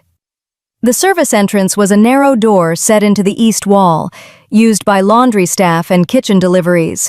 It opened onto a stone stairwell that descended 2 flights to the sublevel, a series of low-ceilinged corridors housing the palace's older storage, wine cellars, records rooms, the vault where historical documents were kept under lock and accessed only by Holman's direct authorization. The door was unlocked. Kaylin went through first. I was behind him. The stairwell was cold and smelled of old stone and lamp oil, and I caught it immediately, because I had been cataloging it for days. The chemical absence that meant Davin had walked here recently. The particular non-scent of a scent stripper moving through a space, which left its own kind of trail for someone who knew what to look for. Not a smell. A gap. The shape of where a smell should be and wasn't. He had come this way within the hour. I put my hand on Kaylin's arm and he stopped immediately. "He came through here," I said quietly, "within the hour." "Can you tell which direction?" I breathed carefully. Reading a scent stripper's trail was like reading a text by the impressions left on the page below. You were working from the negative space, the displaced air, the minute chemical disturbances left by a body moving through a space, regardless of whether that body wanted to leave a trace. Davin was good. He was the best I had encountered, but he had not known about me specifically when he was trained. He had not known that a scent weaver at full open gift could read the shape of an absence the way a sculptor reads the space around a form. "Straight down," I said, "to the vault level." We descended. The records vault was at the end of the lowest corridor. A heavy iron door, old, with a lock that required both a physical key and a practitioner's authorization signature. The door was standing open, not forced, opened with a key. Pauline, I thought. She would have had access. Or Davin had taken it from her at some point. Another piece of the arrangement she had been living inside for 12 years. Kaylin stopped at the threshold and held up one hand. From inside the vault, voices. Kale's voice, precise and unhurried. "You planned this for a long time. I can feel it in the floor stones. Years of planning. Cold and very controlled." A silence. Then a voice I had not heard in 6 years, and my body remembered it before my mind did. A cold wave moving through me from the sternum outward. The particular physical memory of a sound that had meant danger for 2 years of my life. Davin Wells said, "You're stronger than I expected." He sounded not angry, interested, the tone of a man encountering something he had underestimated and was recalibrating around, which was more dangerous than anger because it meant he was still thinking, still adapting, still moving toward an outcome. "That's good," he said. "That's actually better for what I need." Ren's voice, steady in a way that made my chest ache with how much steadiness it must have cost her. "You're going to try to drain us?" "Yes." "Does it hurt?" A pause, longer than I expected. "I won't lie to you. Davin said. Yes. Kale said, okay. And then, nothing. No sound of struggle, no cry, just Kale's voice, very quiet and very deliberate, saying, "You used to want to be a father. I can feel it in the stones where you're standing. There was a version of you that wanted children the real way, before something broke that." Kalen's hand found my wrist in the dark of the corridor, not restraining, steadying, because I had made a sound, very small, involuntary, and he had heard it. Inside the vault, complete silence. "You were 8, Kale continued, "when whatever broke it happened. I can feel 8-year-old grief in these stones. It's the oldest thing in the room." A pause. "What happened when you were 8? Davin said nothing. Ren's voice came then, softer than Kale's, more careful, the way she spoke when she was doing the delicate work of her gift rather than just her words. "Your string," she said. "I can see your string. It's the only one I've ever seen that loops back to yourself instead of going outward to someone else. Do you know what that means?" Silence. "It means you're your own prisoner," she said. "You've been inside yourself for a very long time, and you've forgotten there's a door." Something shifted in the air of the corridor. I felt it through my gift, a change in the emotional weather of the space, the way the atmosphere changes before a storm breaks or before it decides not to. Something giving way. Something that had been held rigid for a very long time, encountering a force too specific and too true to resist. Kalen moved. He went through the door fast, and I was right behind him, and the scene in the vault resolved in an instant. Kale and Ren standing in the center of the room, holding hands, facing a man I had last seen 7 years ago across a dark courtyard with my children strapped to my chest. Davin Wells was tall. He had always been tall, lean in a way that suggested economy rather than scarcity. Dark eyes. A face that had been, when I was 22, the kind of face that looked open and considered. The face I had mistaken for trustworthy because I couldn't read beneath it. He was 6 years older now, and something had changed around his eyes. Not age, something that looked like a very long time of not sleeping easily. He was standing 4 feet from the twins. He had not touched them. His hands were at his sides, and he was staring at my daughter with the expression of a man who had been hit somewhere he had not braced for and could not immediately locate the wound.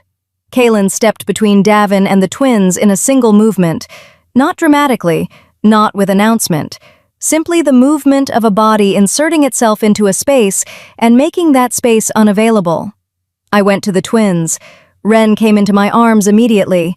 Kale let me pull him close, but kept his eyes on Davin over my shoulder, still reading, still processing, the way he always finished a reading before he let himself feel the aftermath of it. Davin looked at me. 6 years. 6 years of running and hiding and suppressant tonic and checking exits and singing lullabies in rooms I hoped were thick-walled enough to muffle the sound. 6 years of my mother's crossroads face in the back of my mind, and the particular weight of knowing that somewhere behind me there was a man who did not intend to stop. He looked at me the way he always had, assessing, precise, the look of someone calculating rather than feeling. But there was something else in it now, something my gift caught underneath the calculation, something that the children had put there with their specific and devastating accuracy. He looked shaken. Not defeated, not remorseful, not yet, not fully, but shaken in the way of a man who has had a door shown to him that he had forgotten existed and is now unable to pretend he can't see it. "Nara," he said. "Don't," I said, quietly, finally. Kalen looked at Davin with the cold, focused clarity I had come to understand was simply how he inhabited danger. "You are in my palace without authorization, in a restricted area, in proximity to children under crown protection." His voice was even, precise, the voice of a man stating facts before he did anything with them. "You have one opportunity to make the next moments of your life significantly different from what they would otherwise be. I suggest you use it carefully." Davin looked at him. The calculation ran visibly behind his eyes. I had watched it happen 100 times, the rapid assessment of position and leverage and available moves. I watched him inventory the room. One exit, blocked by Kaylin. 2 children standing behind Kaylin. A woman he had spent 6 years hunting, holding those children. A king who had just recovered from a 43-day curse and was clearly not interested in taking time to recover further before dealing with what stood in front of him. I watched him find nothing.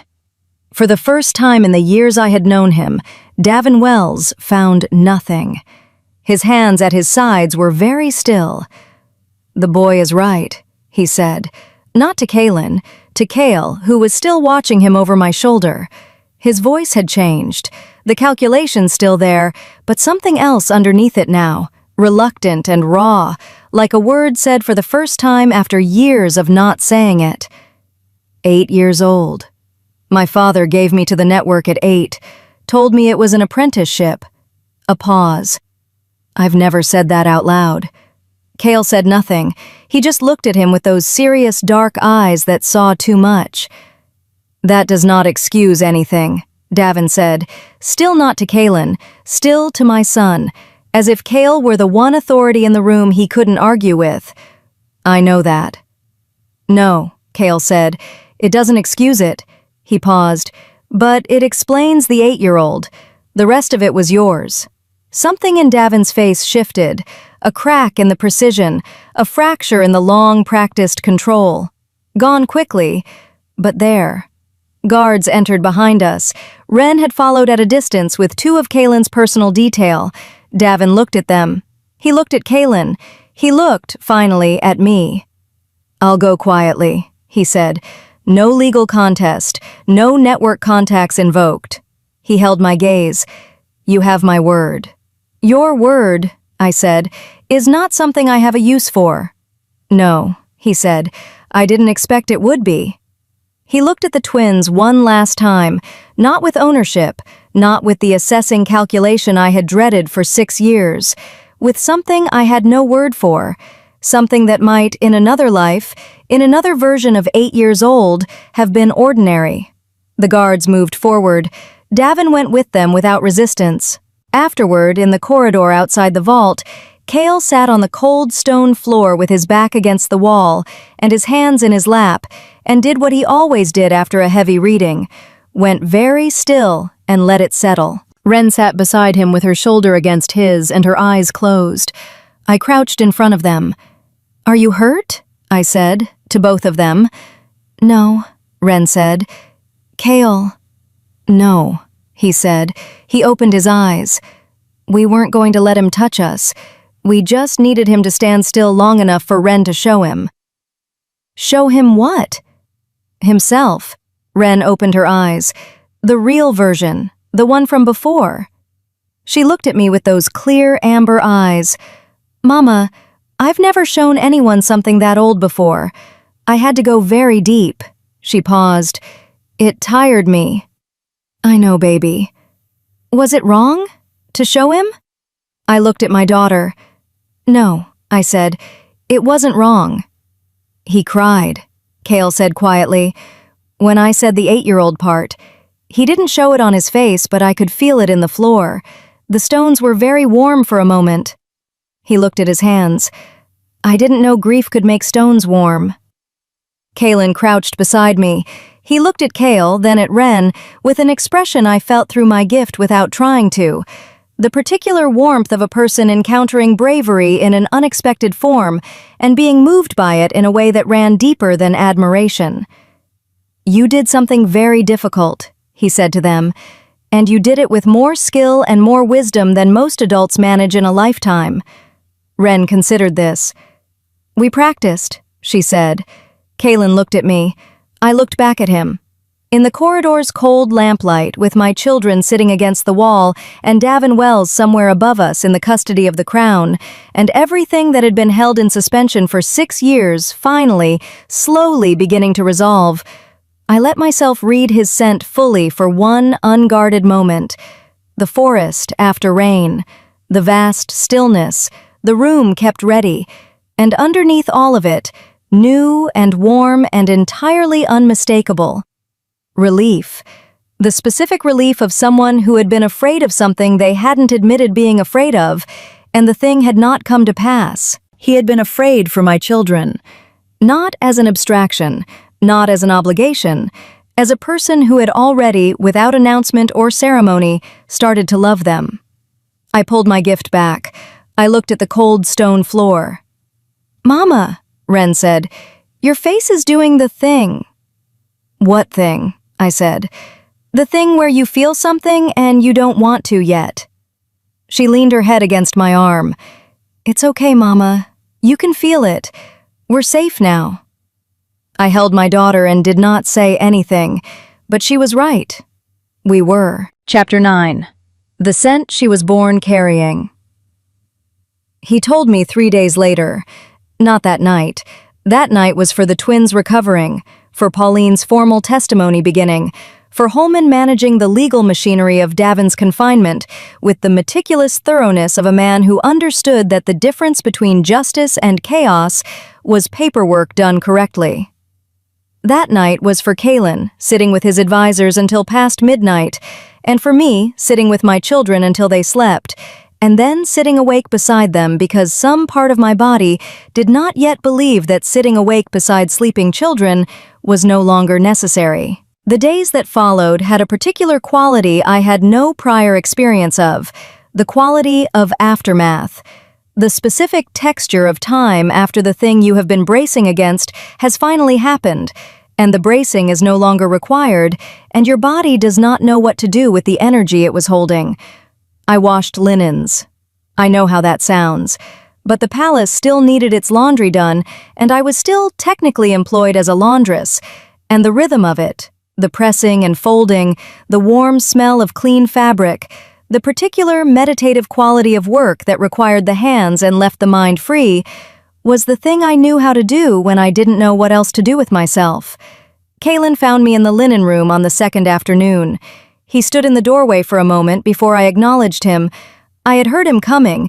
His footsteps had a particular pattern I had catalogued without meaning to over the past week, the slightly uneven weight distribution of someone still rebuilding strength after 43 days of lying still. He was improving daily. By the end of the week, he would be fully even. I had noticed this the way I noticed everything, involuntarily, and I had also noticed that I had noticed it and had filed that observation under recalibrating and moved on. "You're working," he said. "The sheets don't fold themselves." He came inside. He leaned against the work table across from me with his arms loosely crossed and watched me press a pillowcase flat and said, "I need to tell you something." I set the iron down. "All right," I said. He looked at the window above the work table, the small rectangle of gray afternoon sky, and then back at me. I recognized the expression. I had seen it in the sitting room at midnight when he told me about the archive, when he had set the rehearsed version aside and simply said the thing. 2 years ago, he said, when I found the coded sections of my grandmother's archive and read what I could access, the sections that didn't require the scent key, I learned that she had commissioned a fate bond encoding. I told you this. Yes? What I didn't tell you is everything I understood from those sections. He held my gaze. I knew it was a protection. I knew it was encoded into a specific bloodline. I knew that the woman who carried it would be a scent weaver. He paused. And I knew one more thing. The accessible sections included my grandmother's reasoning for choosing a fate bond specifically rather than another form of legal protection.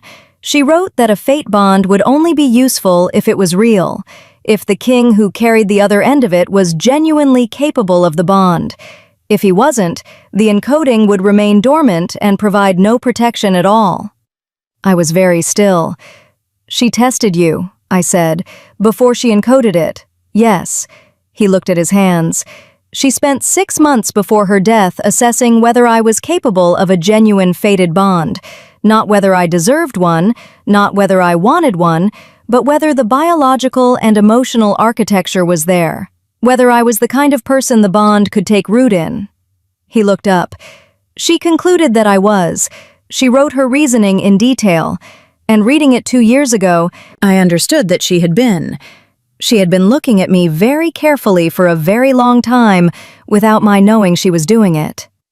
"What did she find?" I said, quietly. "Someone who had been alone in a very specific way for a very long time," he said. "Someone who had closed off a particular kind of hoping without realizing he'd done it. She wrote—" He stopped. "She wrote that I had the capacity for the bond, but that it had been—" She used the word banked. The way you bank a fire when you're not using it. Still there, considerably reduced. A pause. "She said the right person would unbank it without trying, that it would simply happen in the natural course of being near her." The linen room was very quiet. Outside the small window, the afternoon was gray and still, and somewhere in the east garden I could hear Wren's voice rising in the particular pitch that meant she was in the middle of explaining something she found extremely important to someone who was not keeping up. "The bond I've been feeling," I said, "since you woke, since—" I stopped. "Since before you woke, if I'm honest. I've been feeling something for longer than I've admitted." "I know," he said. "I could feel you trying not to." I looked at him. "It has a particular quality," he said, almost apologetic. "The bond, when one person is pulling away from it, like a current running against resistance. You can feel both the pull and the pulling back simultaneously." That must have been annoying. It was informative. A faint version of the not quite smile. "I understood you weren't ready. I wasn't going to push." I picked up the pillowcase I had set down and pressed it flat again, more for something to do with my hands than because it needed further pressing. He waited. He was very good at waiting, I had noticed. The patience of someone who had learned that most things worth having required time, and that time spent waiting was not time wasted. "Tell me the rest of it," I said. "The thing you haven't said yet." He was quiet for a moment. "My grandmother encoded the bond into your bloodline scent," he said carefully. "What I didn't fully understand until I read the sections you unlocked, the sections requiring your scent key, was the mechanism she used." He paused. "She didn't create the bond, Nara. She couldn't. A fated bond cannot be manufactured from nothing. What she did was identify a bond that already existed in potential, in the particular compatibility between my emotional architecture and the bloodline she was protecting, and she encoded a recognition signal into the base note of your scent." He held my gaze. "The bond was already there, in the way that certain things are already true before anyone says them out loud. She didn't build it. She made sure we would recognize it when we encountered each other." I set the iron down again. "The difference matters," he said. "I need you to understand the difference. She didn't make you for me. She didn't shape you toward me or draw you to this place. She found something that existed in potential between two people who had never met, and she encoded a signal that would make the recognition immediate rather than gradual or missed entirely or arrived at too late." He paused. "The bond is real. It was always going to be real if we ever encountered each other. She simply ensured we would know it when it happened, rather than spend years in each other's orbit, being confused by something neither of us had words for." The afternoon light was thin and gray through the small window. I thought about Iris Reed, 50 years of careful scholarship, 40 years of documenting a network that hunted people like me, 6 months of watching her grandson without his knowledge to understand what he was capable of, and then one final act before she died, building a door out of biology and law and the particular magic of a gift she didn't possess, and hiding it in a scent that hadn't been born yet, for a woman she would never meet. The patience of it, the love of it. "She never told you," I said. "No." "She protected a woman she'd never meet and built a shield into her bloodline and never told the other person involved because she didn't want it to change how you moved through the world." I looked at him. "She was protecting both of us." "Yes," he said quietly. "I think that's exactly right." I was quiet for a moment. "You should have told me sooner," I said, "when you understood what the bond was, before we were sitting in a midnight room and the situation was already pressing on both of us." I kept my voice even. I had a right to the information before it had stakes. Yes, he said. No argument, no explanation offered as mitigation, just direct acknowledgement, clean as a struck bell. You did. I was trying to find the right moment, and there was always something more urgent, and I used the urgency as a reason to delay, which was not courageous of me. He held my gaze. I'm sorry. I looked at him. In 6 years of running, I had heard a great many things from a great many people. I had heard justifications and deflections and explanations that were apologies wearing a different coat. I had heard genuine sorrow that was still primarily concerned with its own discomfort. I had developed a finely calibrated sense for the difference. This was the uncomplicated version, the kind that didn't need anything back. All right, I said. He nodded once. We were quiet for a moment, the linen room around us, the gray afternoon outside the window, the distant sound of Wren still explaining something urgently in the garden. The bond, I said. If I choose to keep it, to not pull against it anymore. I paused. What does that mean practically, for the children, for everything? Formally, he considered, a witnessed acknowledgement between the two parties is sufficient to make it legally binding. No ceremony required, though ceremony is available if wanted. The bond's legal effect is immediate upon acknowledgement. Davin's claim, which he has already voluntarily relinquished, would have no mechanism of revival. The children would be under permanent Crown protection. He paused. Those are the legal implications. And the other implications? He looked at me for a long moment. I would like to know you, he said simply. Not what the linens told me, not what the bond tells me.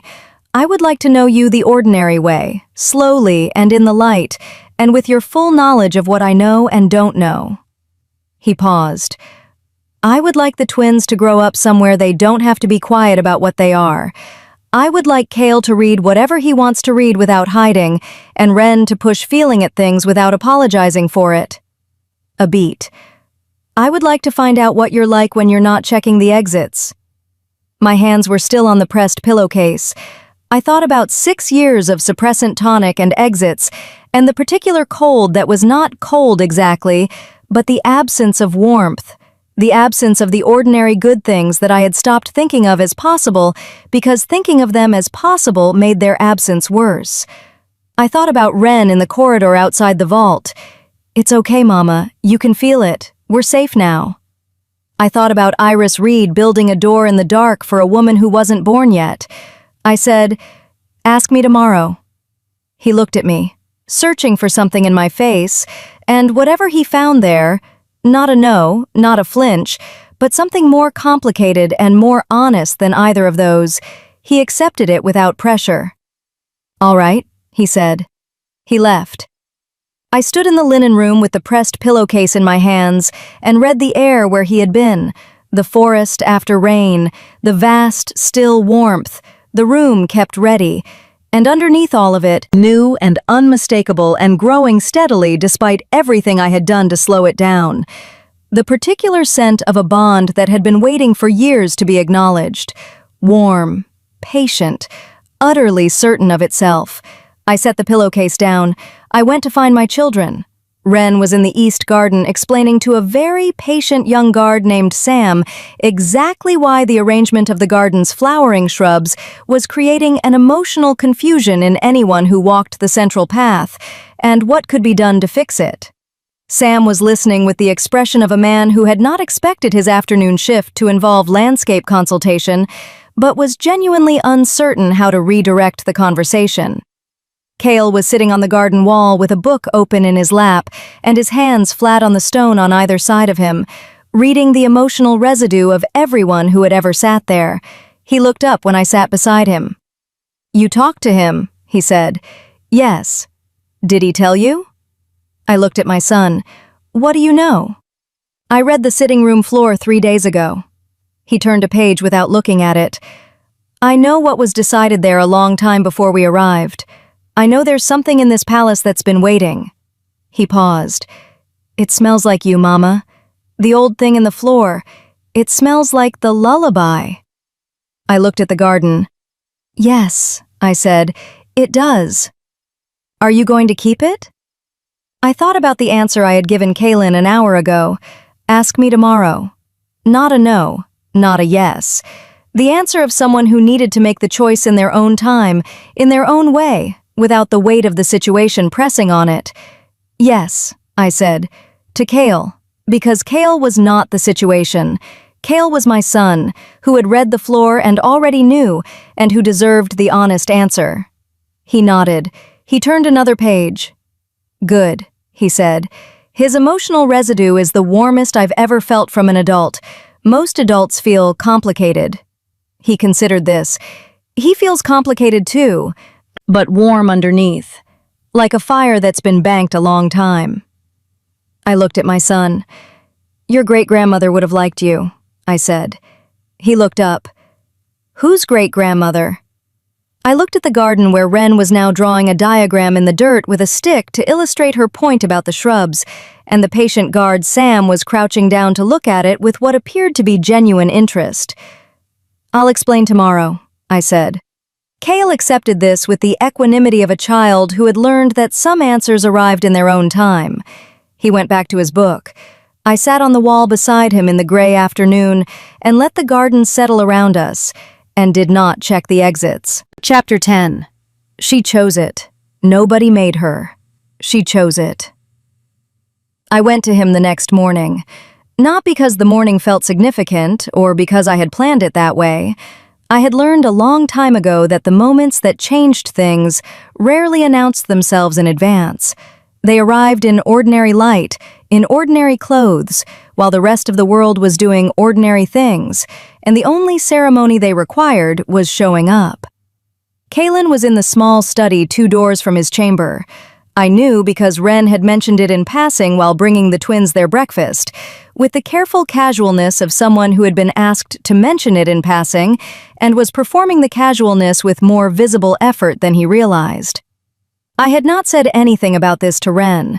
I had simply finished my tea and told the twins I would be back in an hour. Wren said, "Take longer if you need to." Kale didn't look up from his book. The study door was open. Kaylin was at the desk with correspondence spread in front of him, the particular depth of the pile suggesting that 43 days of unconsciousness had left a considerable administrative aftermath. He looked up when I appeared in the doorway. He went very still in the way he did when something mattered, and he was trying not to make it obvious that it mattered. I came inside. I did not sit in the chair farthest from him. I stood in front of his desk and I opened my gift fully. Not a trickle, not a careful, controlled read, but all of it, the way I had in my mother's kitchen as a child, before I learned that an open gift needed tending, before I learned that reading everything in a room was beautiful and overwhelming in equal measure. I read him, all of him, the forest after rain, the vast, patient stillness, the long loneliness that had stopped registering as loneliness and become simply the weather of his life. Underneath that, the thing his grandmother had called banked, the particular warmth of a capacity that had been carefully reduced and carefully maintained in its reduced state, neither extinguished nor permitted to grow, simply held. And underneath even that, new and warm and running like a current through everything else, the bond. Not the encoded recognition signal. That had done its work and was simply part of the air now. What I was reading was the thing the signal had confirmed. Old and specific and utterly patient, the way deep water is patient, the way something that has been true for a long time is patient because it has no need to hurry. I read all of it. I stood in the gray morning light of the small study, and I let myself feel it without pulling back, without recalibrating, without filing it under something manageable. I felt it the way I had not let myself feel anything in 6 years, fully and with both hands. Then I said, "You smell like the lullaby." He looked at me. "I encoded it when the twins were 3 days old," I said. "I didn't know if we were going to survive the first winter. I pressed every good thing I could imagine their life becoming into a fragrance, and I released it in the room while they slept. Everything I hoped for them. Everything I wanted the world to be capable of being. I held his gaze. You smell like that. The whole thing. Every note of it. Something moved across his face, the full version of the expression that usually only made it halfway before he recalled it. That's the most extraordinary thing anyone has ever said to me, he said quietly. It's the truest thing I know how to say. I looked at him steadily. I'm not choosing the bond because it's practical. I'm not choosing it because Davin's claim needs voiding or because your grandmother built a door and I'm walking through it because it's there. I paused. I'm choosing it because you told me what you knew and when you knew it and what you refused to do with it, because you heard my history and called it strategy instead of failure, because you gave a woman you barely knew a reason to trust something she had stopped believing was possible. I paused. And because my son says your emotional residue is the warmest he's ever felt from an adult, and Cale is not generous with assessments. Kalen stood. He came around the desk slowly, the way he moved when he was being careful. Not careful of me, I understood now, but careful with the moment, the way you are careful with something you do not want to damage by moving too fast.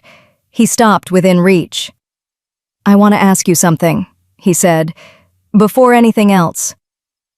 All right? Is there anything you need from me? Any specific thing? Before you're ready to do this? Not the legal acknowledgement. Before that. Anything I haven't said or done or... No, I said. You've been surprisingly thorough. The not-quite smile reached his eyes this time, fully for once. Then I'd like to ask, he said, whether I can... Yes, I said. He reached out and his hands came up to frame my face, both of them, his thumbs at my cheekbones, and the contact sent something through me that I had no name for, a warmth that started at the point of touch and moved outward through my entire body, like the feeling of stepping into a lit room after a very long time in the cold. He read my face the way I read scent, carefully, thoroughly, without rushing. Hi, he said quietly. Hi, I said. He kissed me. Not tentative, not careful in the sense of held back, careful in the sense of deliberate, of chosen, of a man who understood what he was doing and intended every part of it. Warm and slow and entirely present, and I felt the bond surge between us like something that had been waiting for exactly this to settle into its final shape, and I stopped thinking about exits and residue and anything at all, and kissed him back with the full force of 6 years of hoping I had been encoding into his bedsheets without knowing who was breathing it. When we separated, he kept his hands at my face and looked at me and said nothing for a moment. There was nothing that needed saying. The bond had said it, not in words, not in anything communicable in ordinary language, but in the particular language of two people whose biology had just confirmed what their history had been building toward. The legal acknowledgement, I said eventually. Holman can arrange it this afternoon. His thumbs were still moving slowly at my cheekbones. Witnessed, formally documented, Pauline's testimony alongside it for the network records. A pause.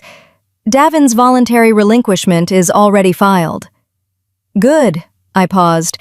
He should be told. About Pauline's daughter. About the Crown protection. I held his gaze. He gave the twins up without a fight. Whatever else he is, he made a choice in that vault, and I think he should know that choices still count. That one still counted. Kalen looked at me for a moment. I'll send word this afternoon, he said quietly. I nodded. I stepped back, not far, just enough to breathe without reading him involuntarily with every breath, which was a skill I suspected would take considerable practice in the coming years. One more thing, I said. Yes? The twins. When the legal acknowledgement is done, what they are, what they can do, I don't want it hidden anymore. I held his gaze. No more suppressant tonic. No more teaching them to be quiet about it. No more... My voice went slightly unsteady for one word, and I steadied it. No more making them small so we can survive. No, he said, never again. Said the way he said things that were not promises, but facts about the future he intended to make true. They are extraordinary. They should know that every day, without qualification. I looked at him. Your grandmother would have liked you, I said. I hope so. He paused. I think she liked you more. The legal acknowledgement was held that afternoon in the same small sitting room where everything had begun. Holman present, Wren present, 2 Crown witnesses whose names I would learn properly over the following weeks. The twins sat on the window seat. Wren had her feet dangling and was watching the proceedings with the focused attention she gave to things she considered important. Cale had brought his book and was pretending to read it while actually watching everything over the top of the page. It was not a ceremony. It was a statement, made by both of us in turn, witnessed and documented. When it was done, Holman shook Kalen's hand and turned to me with the warm, overcomplicated scent I had been reading for a week. And I understood finally what the low, unresolved note was. It was the scent of a man who had been carrying a secret he hadn't told, and had been carrying guilt about it, and was now, with the situation resolved, beginning the slow process of setting the guilt down. He had known, I thought, not the full picture, not Iris's encoding, not the bloodline connection, but he had known more than he had said, about the network, about the risk to my children, possibly about the nature of what Davin was when he first made contact.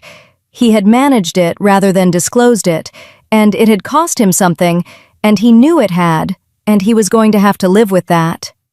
I did not say any of this to him. Some things people had to arrive at themselves.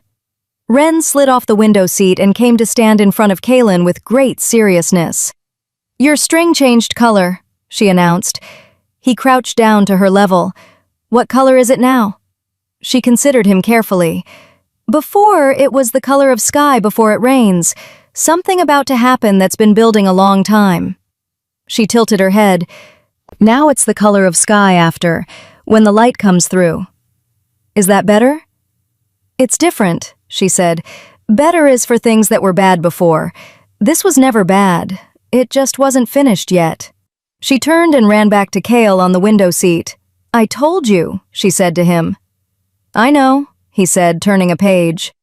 3 weeks later, Pauline's daughter arrived at the palace. Her name was Addie, short for something longer that she had shed at some point in the independent way of 16-year-olds, and she was tall and dark-eyed and looked at everything with the focused wariness of someone who had grown up knowing she was being protected from something without knowing precisely what. She and her mother sat in a small room for 2 hours with the door closed, and I did not read anything that came from under the door because some things were not mine. When the door opened, Pauline's face was the face of someone who had set down a weight and was still adjusting to the absence of it. Unsteady, raw, slowly filling with something that had been displaced for 12 years. Addie looked at me in the corridor with her mother's precise, assessing eyes and said, "You're the scent weaver." Yes. Mum said you read the archive. Yes. She was quiet for a moment. She said you could have used it against her. The documentation. You could have had her. You had grounds. I know, I said. Why didn't you?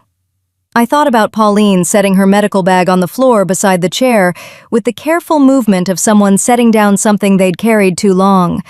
I thought about Kalen saying, I know what it looks like when someone makes impossible calculations to protect their children. Because I understand the calculation, I said. That doesn't mean the things she did didn't happen. They did, but I understand why she made them, and that matters to me.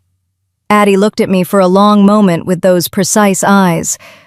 Okay, she said, simply. The way young people accepted complex things when they were given them honestly.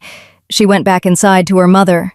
6 weeks after that, on a morning in early spring, when the East Garden was beginning to consider waking up, and Wren had appointed herself personally responsible for its progress, and was spending 40 minutes each morning doing something she described as emotional encouragement to the earliest flowers, I sat on the garden wall with Kalen while the twins moved through the garden below us. Wren was crouched near the first low row of green, both hands pressed flat to the soil, pushing feeling into the ground with the focused intensity she brought to everything she cared about. Kale was sitting cross-legged 3 feet away, reading a book about the history of scent weaving in the northern provinces that Kaylin had sourced from the archive and presented to him with the gravity appropriate to giving a 6-year-old the history of himself. Kale had read it twice already. The morning was pale and clean. The garden smelled of thawing earth and cold stone warming slowly, and somewhere underneath it all, the particular green smell of things beginning. Kaylin's arm was around my shoulders. I had not checked the exits when I came into the garden. I was aware that I had not. It sat in my mind not as an absence of vigilance, but as its own specific feeling. The feeling of a habit set down because it was no longer the primary tool for surviving the day. Like taking off armor you'd worn so long you'd forgotten what your own weight felt like without it. It felt like breathing differently. It felt like being inside the lullaby instead of encoding it. "What are you thinking?" Kaylin said. "That I forgot to check the exits." He was quiet for a moment. "Is that—" "Good," I said. "It's good." I leaned into him slightly. "I'll probably still do it sometimes. Old habits." I paused. "But today I forgot, and the forgetting felt like something." "What did it feel like?" I thought about Iris Reed building a door in the dark, about a woman I had never met deciding that a girl not yet born deserved to be safe, about scent encoded into fabric and breathed by a dying man for 3 years, and a 6-year-old girl pressing her hand to a stranger's chest in the dark and pushing the one true thing she had into the silence, about Kale reading stones and finding warmth in grief, about Ren showing a man his own abandoned childhood and watching something crack in him that had been solid and cold for 30 years, about a bond that had been true before either of us had words for it, patiently waiting in the bass note of a scent to be recognized. "It felt like the lullaby," I said, "the thing I was hoping for when I encoded it, the thing I didn't have a name for yet, just a feeling of what I wanted for them, what I wanted the world to be capable of being." I looked at the garden, at my children moving through the early spring light. It felt like that. His arm tightened slightly around my shoulders. Below us, Ren sat back on her heels and examined the row of green shoots with the satisfaction of a job completed. "They're listening," she announced to no one in particular. "Plants don't have feelings, Ren," Kale said without looking up from his book. "Everything has feelings, Kale. You just have to know how to push." She stood and brushed soil from her knees. "I've been telling you this for years." "You've been telling me everything for years. That doesn't make all of it, it makes most of it right." "Most of it." "Most is very good." Kale turned a page. "It's acceptable." Kaylin looked down at them, and his face did the full version of the thing it usually only did halfway. The warmth of it was something I felt through the bond, and through my open gift, and through the simple, ordinary fact of sitting beside someone and feeling them be happy. I turned and kissed him once, briefly, in the morning light. He looked at me the way he had looked at me across the chaos of the healer-flooded room 11 days ago, when he had been 43 days unconscious and barely able to speak, with the particular expression of a man who has solved the question that was killing him. Below us, Ren said to Kale without turning around, "Told you." Kale said, "You tell me everything, and I'm right about most of it." A pause. "Yes," he said quietly, turning the last page of his book. "You are." Later, in the records vault that had been cleaned and relit and repurposed as additional archive space, Iris Reed's encoded book was given a permanent place on the highest shelf. Nobody had suggested it. Kaylin had simply put it there one afternoon, and Holman had seen him do it and said nothing, and I had come in an hour later and seen it sitting on the highest shelf where it caught the lamplight from below and smelled, faintly, of everything she had ever hoped for both of us. I left it there. Some doors, once opened, didn't need to be closed again. They just needed to be walked through.